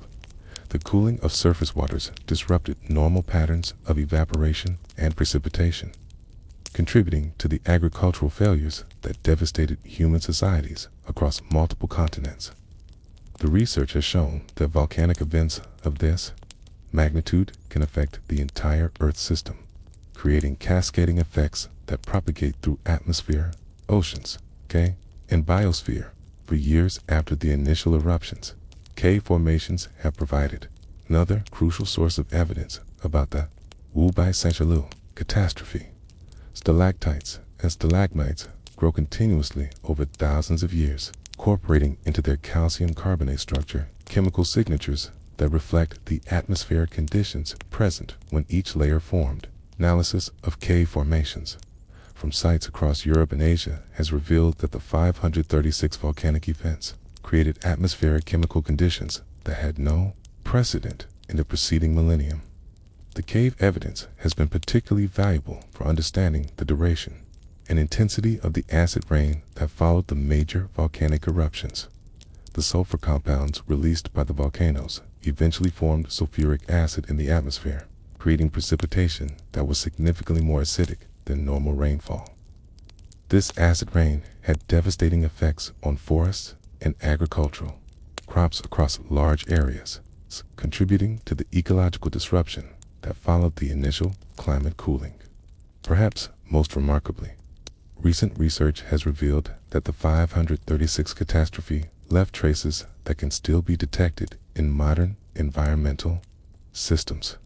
Deep lake sediments contain layers of volcanic material that can be traced directly to the 6th century eruptions, while certain tree species still growing in remote forests carry in their genetic structure adaptations that may have evolved in response to the environmental stress of that catastrophic decade. The interdisciplinary nature of the 536 research has created new fields of scientific investigation that combine techniques from geology, atmospheric science, archaeology, and history. This integrated approach has proven essential for understanding events that affected the entire Earth system, demonstrating how natural catastrophes can create cascading effects that propagate through human and natural systems in complex and unpredictable ways. Dr. Oppenheimer's team has recently expanded their investigation to include computer modeling of potential future volcanic catastrophes, using the 536 event as a template. They have developed scenarios for how similar volcanic events might affect modern human civilization, taking into account the much larger global population and the increased complexity of modern technological and economic systems. These future scenarios are sobering in their implications. While modern technology provides better monitoring and communication capabilities than were available in the 6th century, it has also created dependencies and vulnerabilities that did not exist in earlier periods. A volcanic catastrophe similar to the 596 events could disrupt global supply chains, damage satellite communication systems, can interfere with the technological infrastructure that modern society depends upon for everything from food distribution to financial transactions. The research has highlighted the importance of understanding natural catastrophes not just as isolated events, but as phenomena that can trigger cascading failures across multiple interconnected systems. The 536 volcanic catastrophe succeeded in destabilizing human civilization, partly because it affected multiple critical systems simultaneously: agriculture, climate, public health, and social organization, creating a perfect storm of interconnected crises that overwhelmed the adaptive capacity of 6th century societies. Modern vulnerability assessments based on the 536 research suggest that contemporary human civilization might be even more susceptible to certain types of volcanic catastrophe than the agricultural societies that were devastated 15 centuries ago. While modern technology provides better tools for prediction and response, it has also created systems that are more tightly coupled and potentially more fragile when faced with global-scale disruptions. The 536 research has also contributed to improved understanding of how human societies respond to existential threats. The evidence suggests that communities with greater social cohesion and more diverse resource bases were more likely to survive the crisis, while societies that were already stressed by internal conflicts or environmental degradation were more vulnerable to complete collapse. These insights have implications for contemporary policy discussions about climate change, pandemic preparedness, and other global risks. The 536 catastrophe demonstrates that relatively small changes in global environmental conditions can trigger disproportionately large social and economic disruptions, particularly when they affect multiple interconnected systems simultaneously. As the scientific investigation of the 536 catastrophe continues to evolve, researchers are developing new techniques for studying ancient climate events and their human impacts. Advanced computer modeling capabilities are enabling increasingly sophisticated reconstructions of past environmental conditions, while improved analytical techniques are revealing details about ancient catastrophes that would have been impossible to detect just years ago. The work has also fostered new collaborations between scientists and historians, creating research programs that combine the precision of modern analytical techniques with the rich contextual knowledge that comes from historical scholarship. These interdisciplinary approaches are proving essential for understanding how natural catastrophes interact with human social systems to create the kinds of civilizational crises that marked the 6th century. The ice cores, volcanic deposits, and other physical evidence that have revealed the causes of the 536 catastrophe will continue to provide insights for generations of future researchers. Each new analytical technique and each new theoretical framework brings the possibility of extracting additional information from these ancient archives, deepening our understanding of one of the most consequential natural disasters in human history.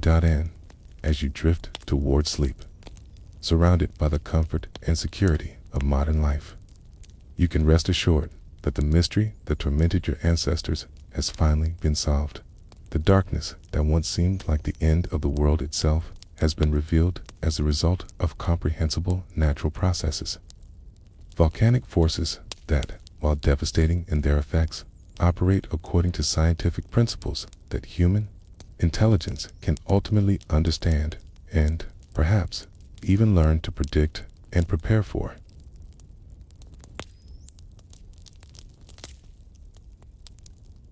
Now, let your imagination transport you from the sterile laboratories of modern science to the opulent halls of the great palace of Constantinople, where the most powerful man in the world sits surrounded by luxury that would seem almost fantastical to the starving villagers struggling through the dark year. Here, behind walls of polished marble and beneath ceilings covered in golden mosaics depicting Christ and the saints, the Emperor Justinian maintains the elaborate rituals of imperial power, even as his empire crumbles around him under the weight of climatic catastrophe and spreading plague. Picture yourself as an invisible observer in the imperial dining hall, a vast chamber lit by hundreds of oil lamps and candles that struggle to dispel the perpetual twilight that has settled over the capital. The room itself speaks of power and permanence, massive. Columns of green marble support a vaulted ceiling decorated with intricate mosaics that shimmer in the flickering light, while silk tapestries from distant China hang between windows that now look out onto a world grown strange and dim. At the head of the great table sits Justinian himself, a man in his 50s whose ambitious dreams of restoring the full glory of the Roman Empire have been slowly crushed by circumstances beyond any human control. The purple silk of his imperial robes, dyed with precious murex from the Mediterranean, seems almost to absorb the weak light, making him appear as a shadow of imperial authority rather than its blazing embodiment. The great crown upon his head, heavy with pearls and sapphires and gold, catches what illumination it can. But even these precious stones seem dimmed by the unnatural atmosphere that has settled over his capital around the emperor's table. The highest officials of the Byzantine court maintain elaborate ceremonies that have governed imperial dining for centuries. Though the abundance that once characterized its gatherings has given way to careful rationing, disguised as refined sophistication, the dishes that arrive from the imperial kitchens are still beautifully prepared and artistically presented. But even the most casual observer would notice that the portions have grown smaller and the exotic ingredients that once defined imperial cuisine have become increasingly scarce. John the Cappadocian, the emperor's chief financial minister and perhaps the most hated man in the empire, sits at the emperor's right hand with the rigid posture of someone who knows that his survival depends on maintaining the appearance of competence, even as the imperial treasury empties under the pressure of crisis management. His calculating eyes move constantly around the room, assessing the mood of other courtiers, swaying their words for signs of disloyalty or desperation. Always alert for the political opportunities that might emerge from the empire's distress. Conversation at the imperial table maintains the elaborate courtesy that Byzantine etiquette demands. But beneath the formal politeness, you can sense the growing tension that comes from trying to govern an empire during an unprecedented crisis. Reports arrive daily from provincial governors describing crop failures, tax shortfalls, and growing unrest among populations that can no longer be fed or protected by the central government. Each piece of news represents another challenge to imperial authority, another crack in the foundation of a state that has ruled the eastern Mediterranean for over 1,000 years. Procopius, the court historian whose chronicles will preserve these events for future generations, sits quietly, observing the proceedings with the detached attention of someone who understands that he is witnessing history of the most dramatic kind. His trained eye notes the subtle changes in court protocol that reflect the empire's deteriorating circumstances, the reduction in the number of courses served at imperial banquets, the substitution of local wines for the exotic vintages that once flowed freely at court functions, the increasing frequency with which provincial delegations arrive, bearing requests for aid rather than tribute. The Empress Theodora, Justinian's formidable wife and co-ruler, presides over her own section of the imperial dining hall with an authority that seems undiminished by the crisis affecting the empire. Her jewels emeralds from Egypt, pearls from the Persian Gulf, rubies from India represent wealth that could feed entire cities. Yet, they also serve as symbols of imperial continuity in a world where traditional markers of stability have become unreliable.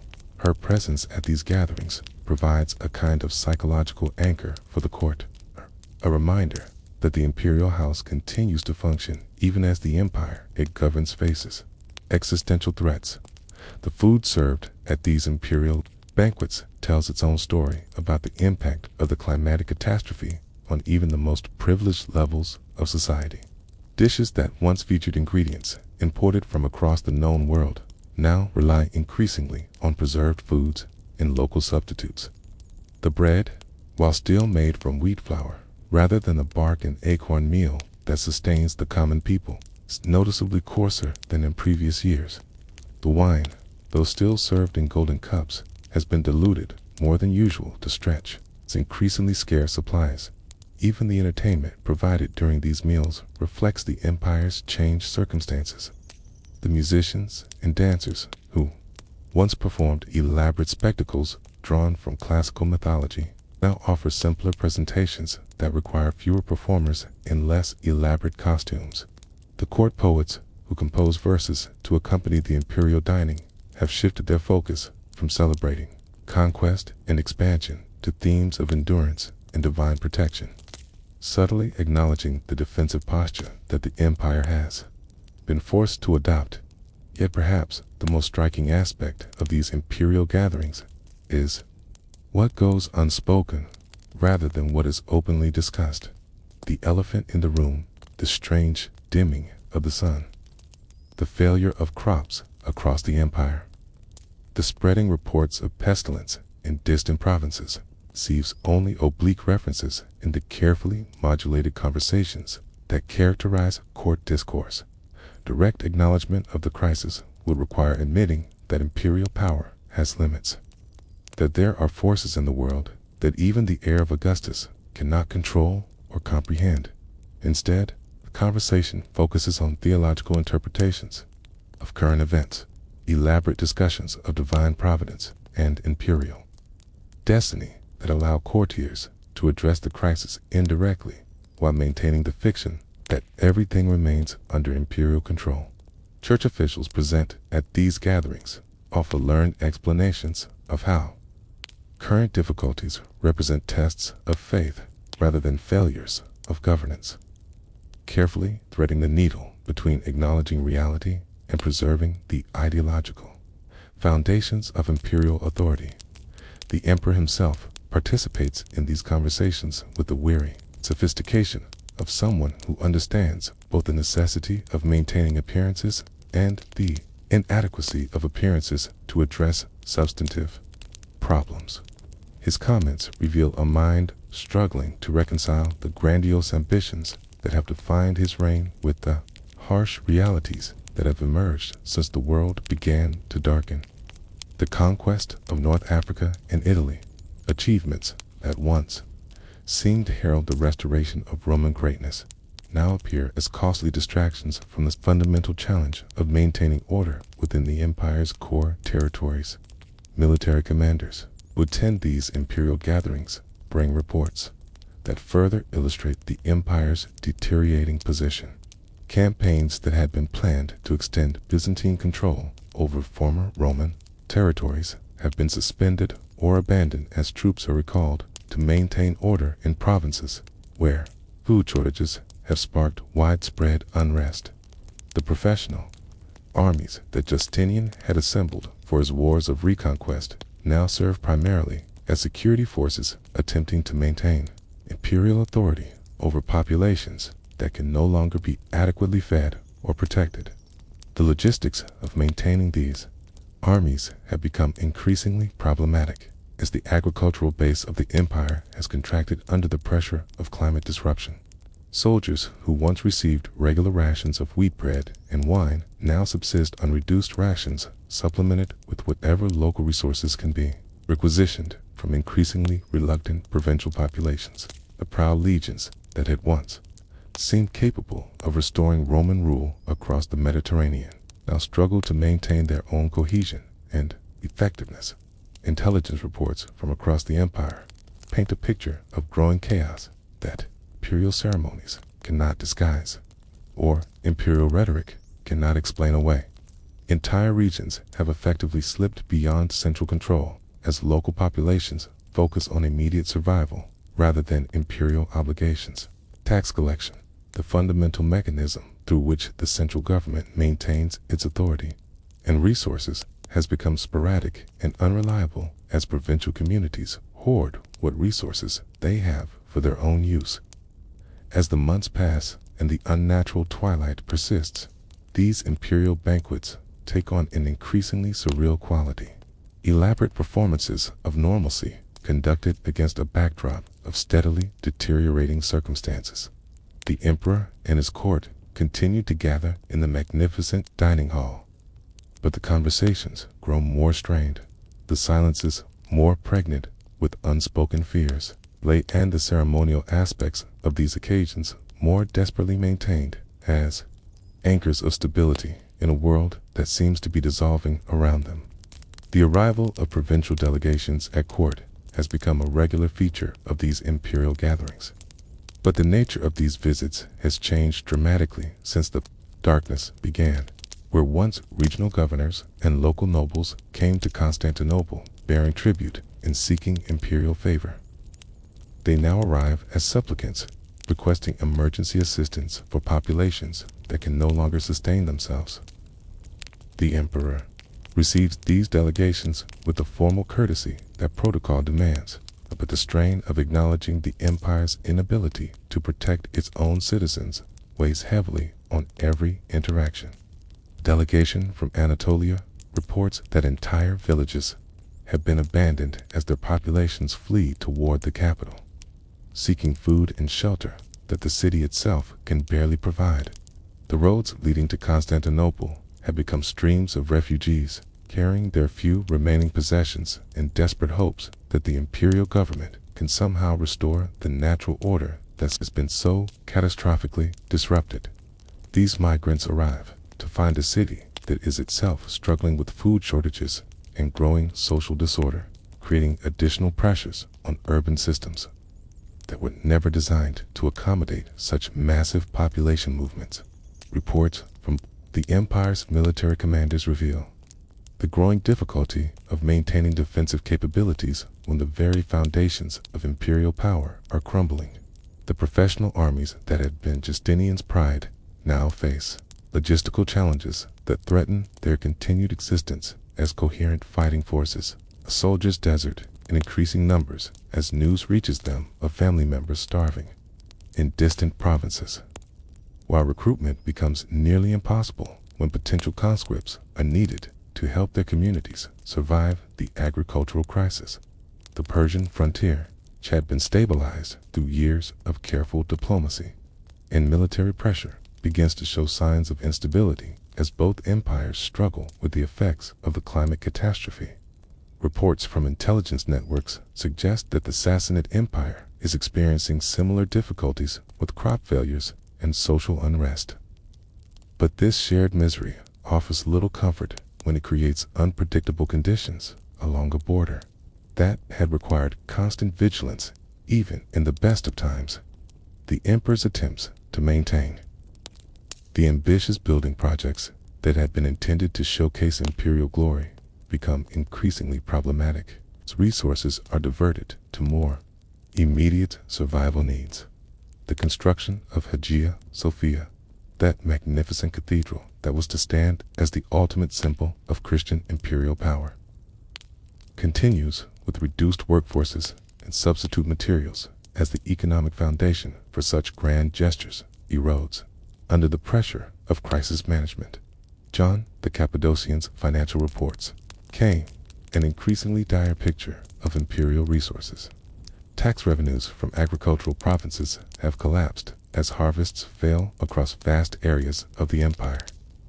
Urban populations, swollen by refugees from rural areas, place increasing demands on imperial food distribution systems that were never designed to support such numbers.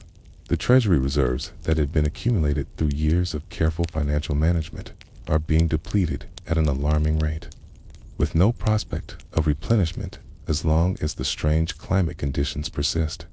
The Empress Theodora's response to these mounting challenges reveals both her political acumen and her understanding of the psychological dimensions of imperial authority. She insists on maintaining the elaborate ceremonies and protocols that define court life, recognizing that the appearance of continuity and control serves crucial functions even when substantive power is being eroded by circumstances beyond anyone's control.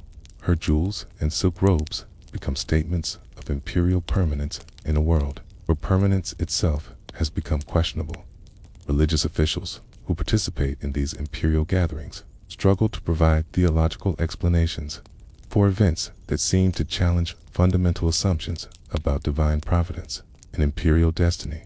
The Patriarch of Constantinople leads increasingly elaborate prayer services intended to intercede with God for the restoration of normal conditions. But the persistence of the strange darkness raises uncomfortable questions about the relationship between imperial power and divine favor that had long provided legitimacy for Byzantine rule. Court theologians develop complex interpretations of current events that attempt to reconcile Christian doctrine with the apparent failure of divine protection for the Christian empire.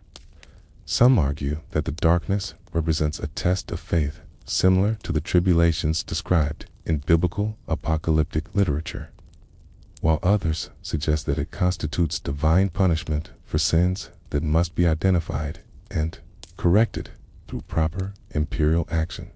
These theological debates provide a framework for discussing the crisis without directly acknowledging the limits of imperial power, but they also reveal the intellectual strain of trying to maintain traditional worldviews in the face of unprecedented challenges.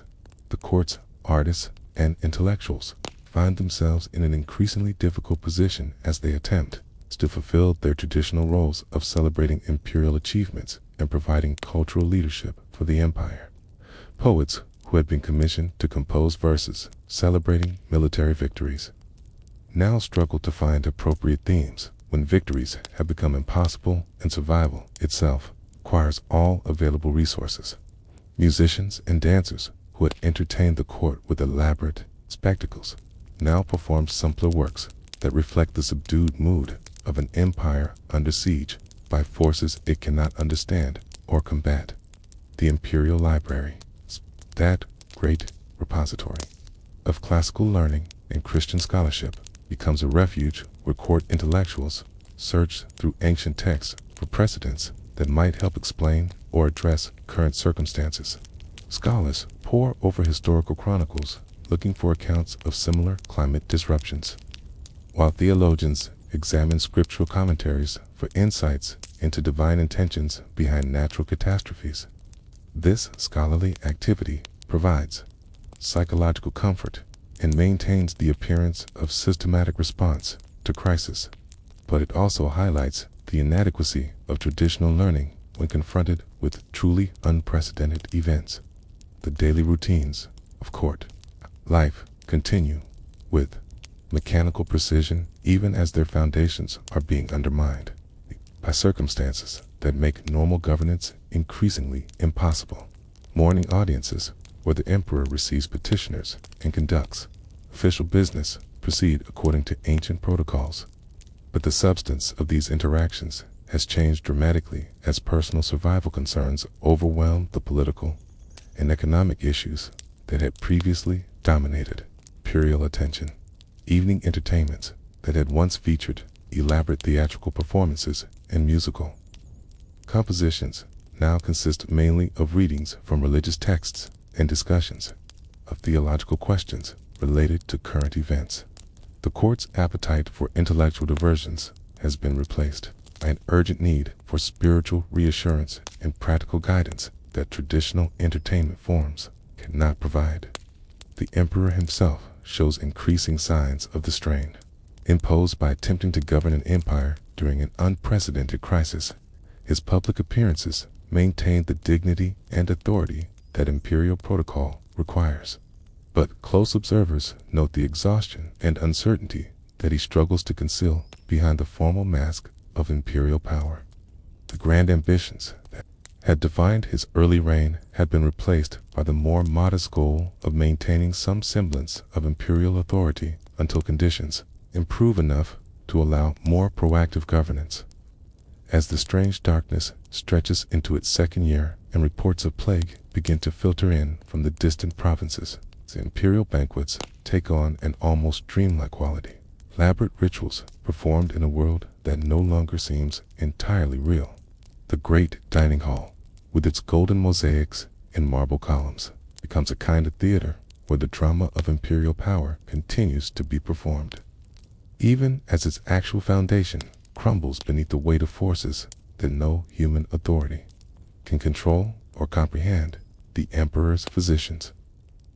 Those learned men who had once concerned themselves primarily with maintaining the imperial health through careful attention to diet and exercise now find themselves consultants on matters far beyond their traditional expertise.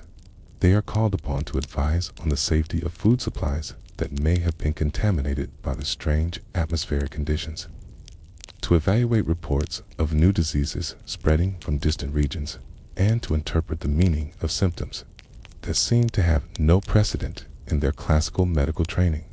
These medical consultations take place in private chambers adjacent to the main dining hall, where imperial physicians examine the emperor and his immediate family with growing concern for their vulnerability to whatever pestilence may be approaching the capital. The irony is not lost on these learned men that their extensive knowledge of classical medicine is carefully preserved through centuries of scholarship and practice, provides little guidance for protecting their patients against diseases that appear to follow no familiar patterns. Dr. Stephanos, the emperor's personal physician and a man whose family had served the imperial court for 3 generations, conducts his examinations with the careful attention to detail that his training demands. But his private conversations with other court physicians reveal growing uncertainty about their ability to protect the imperial family from whatever catastrophes may still lie ahead. The medical knowledge that had seemed so sophisticated and comprehensive when applied to familiar ailments appears pathetically inadequate when confronted with the prospect of plague on a scale that has no precedent in their experience. The imperial kitchens, once the domain of master chefs who competed to create ever more elaborate and exotic dishes for the emperor's table, have been transformed into laboratories where food safety takes precedence over culinary artistry. Every ingredient is carefully examined for signs of contamination. Every cooking method evaluated for its effectiveness in eliminating potential sources of disease. Every meal planned with attention to maintaining nutritional adequacy while minimizing exposure to whatever invisible threats may be carried by food or water. The head chef, a man whose reputation had been built on his ability to create spectacular presentations that combine flavors from across the known world, now finds himself learning techniques for food preservation and purification that were once considered beneath the notice of someone in his position. The elaborate banquets that had once showcased the empire's access to exotic ingredients from distant lands have given way to simpler meals prepared with obsessive attention to safety rather than spectacle. The transformation of imperial dining reflects broader changes in how the court approaches daily life during the crisis. Protocols that had once emphasized ceremony and display now prioritize security and health preservation. Windows that had been left open to admit whatever light and air the dim world could provide are now kept closed to prevent the entry of potentially contaminated atmosphere. Gatherings that had once brought together large numbers of courtiers and visitors are now limited to essential personnel whose health status can be carefully monitored.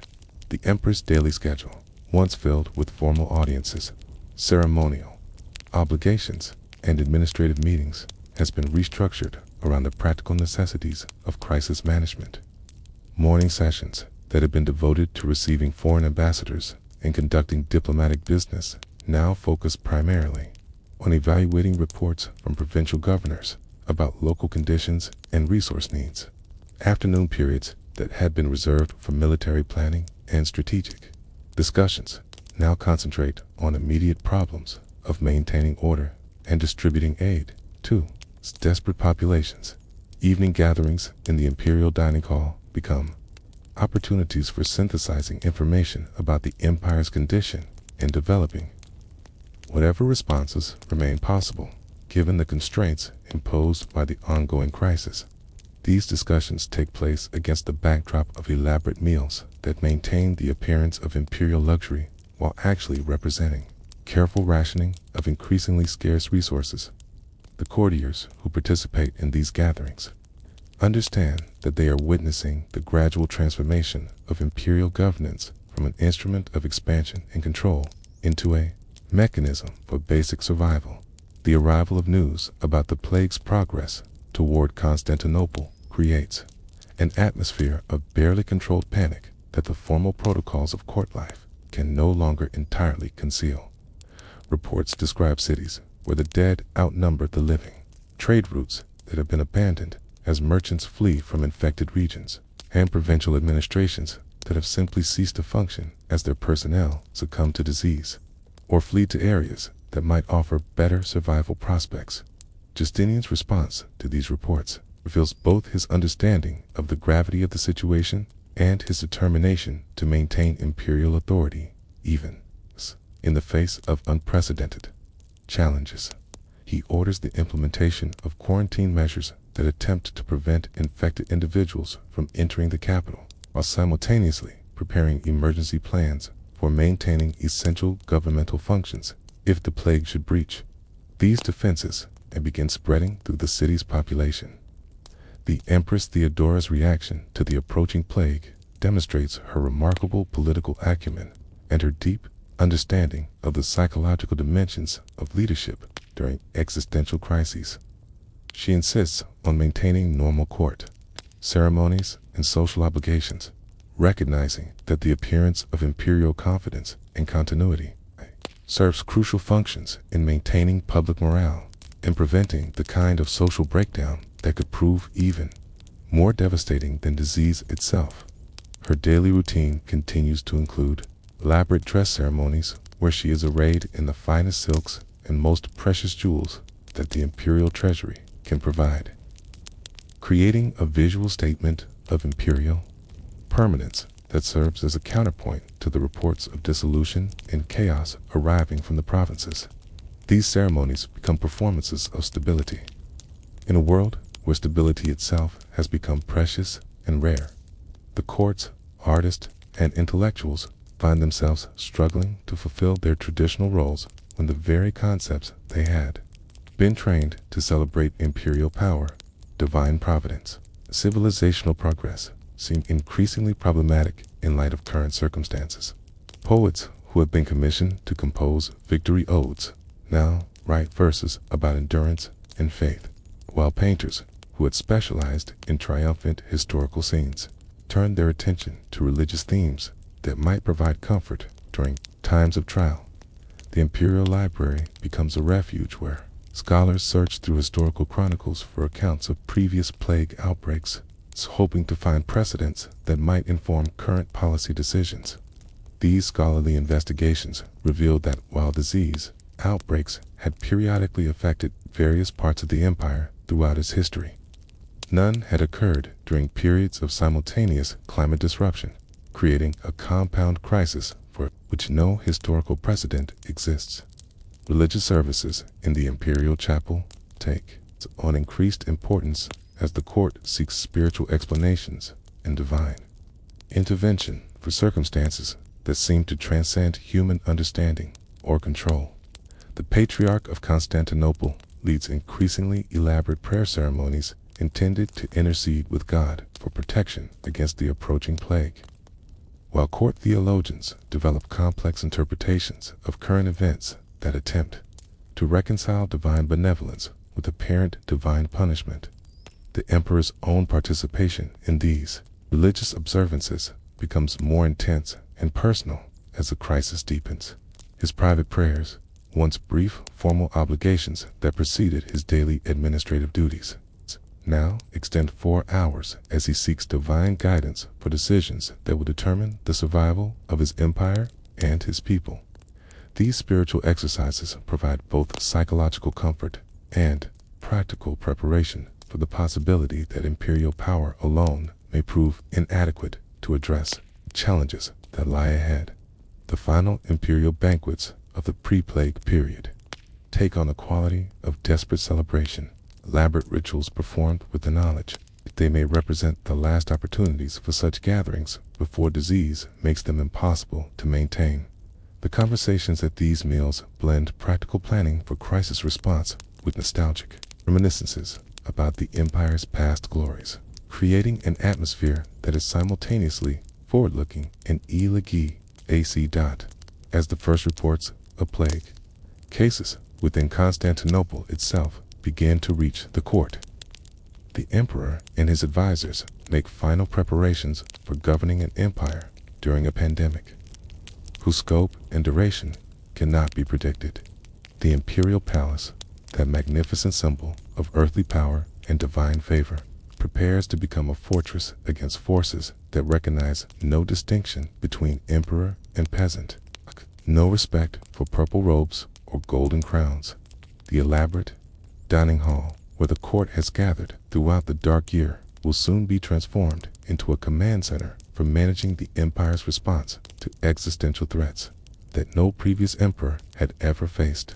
The golden mosaics and marble columns will witness discussions and decisions that will determine whether the Byzantine Empire can survive the greatest challenge in its long history, or whether the civilization that had endured for over 1,000 years will join the ranks of those that could not adapt to forces beyond human control.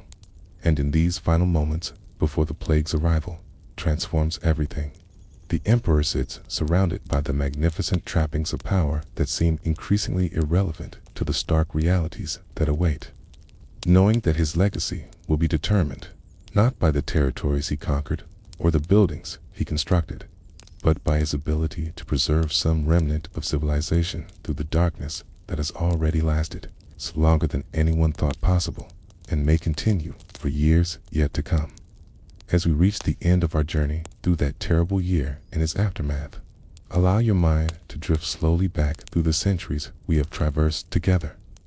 From the ice-cold laboratories where modern scientists have finally solved the mystery of the darkness, back through the opulent but increasingly desperate halls of Byzantium, past the plague-ravaged communities that struggle to maintain human dignity in the face of incomprehensible catastrophe, and finally, to those simple villages where ordinary people faced each dawn with courage, despite having no understanding of what forces had transformed their world. The year 536 stands as perhaps the most vivid reminder in all of human history of how quickly the comfortable assumptions of civilized life can be stripped away by forces beyond our control or immediate comprehension. In the space of a few months, volcanic eruptions half a world away had plunged 3 continents into an agricultural crisis that would last for years, creating conditions that enabled the spread of pandemic disease on a scale that had never been recorded before and would not be seen again until our own troubled times. Yet, what emerges most powerfully from this ancient catastrophe is not simply the story of human suffering, but rather the remarkable testament to human resilience that it represents. The communities that survived the double assault of climate disruption and plague did so not through individual heroism or superior technology, but through the patient cultivation of mutual aid, adaptive resourcefulness, and social bonds, strong enough to endure even when traditional structures of meaning and authority proved inadequate to address unprecedented challenges. The villagers whose daily struggles we witnessed found ways to transform bark into bread and to maintain community, solidarity, even when disease made human contact potentially deadly. The scientists whose detective work finally explained the volcanic causes of the catastrophe demonstrated humanity's capacity to understand, eventually master the natural forces that once seemed supernatural in their power and arbitrariness. Even the emperor and his court, despite their ultimate failure to prevent civilizational collapse, showed how institutions and ceremonies can provide psychological anchors during periods when the very foundations of society are being tested beyond their limits. The darkness that began in 536 eventually lifted, as all darkness must. But the world that emerged from those terrible years was fundamentally different from the one that had existed before. The Roman Empire that Justinian had dreamed of restoring was gone forever, placed by smaller, more localized forms of organization that proved better adapted to a world where global systems could no longer be taken for granted. The populations that had been devastated by plague and famine slowly recovered, but they carried with them genetic and cultural adaptations that reflected their ancestors' struggle against forces that had brought civilization to the very edge of extinction.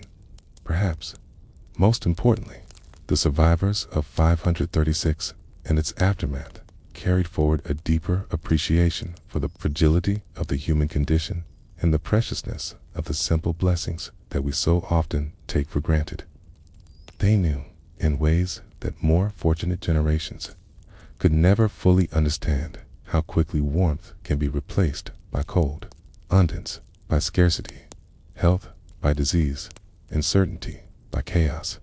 This knowledge made them more careful stewards of their resources, more attentive to the early warning signs of crisis, and more committed to the forms of cooperation and mutual aid that enable human communities to survive when individual effort proves insufficient.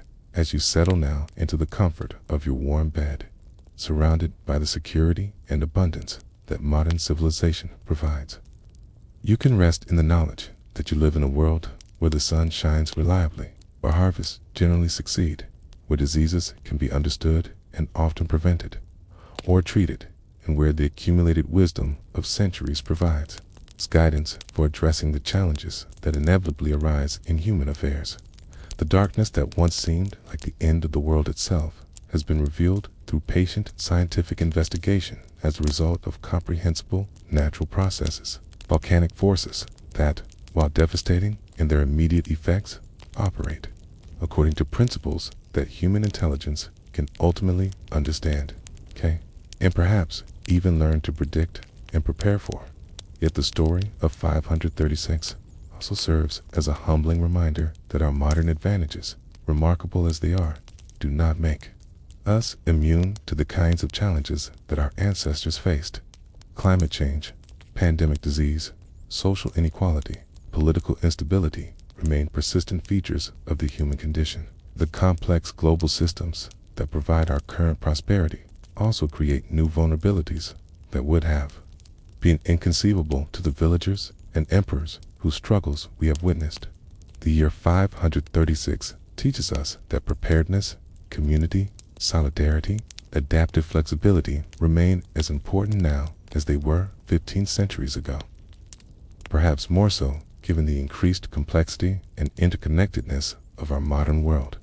The ice core that revealed the volcanic causes of the ancient catastrophe continue to provide insights that inform our understanding of contemporary climate challenges.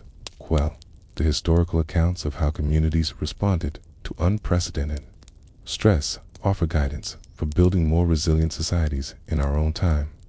The emperor's desperate attempts to maintain curial authority during systemic crisis illuminate the limitations of top-down governance when faced with problems that require fundamental adaptations in how human societies organize themselves and relate to their environment. Most of all, the story of 536 reminds us to appreciate the ordinary miracles of daily life, the warmth of the sun on our faces, the reliability of seasonal change, the abundance of food in our markets, the effectiveness of our medical care, and the stability of the social institutions that make complex civilization possible. These blessings, which seem so natural and permanent from our current perspective, have been revealed through our journey into the past as precious and fragile achievements that require constant attention and care to maintain. As sleep begins to claim you, let your final thoughts dwell not on the darkness and suffering that marked that terrible year, but on the light that eventually returned and the resilience that enabled human civilization to survive and eventually flourish again.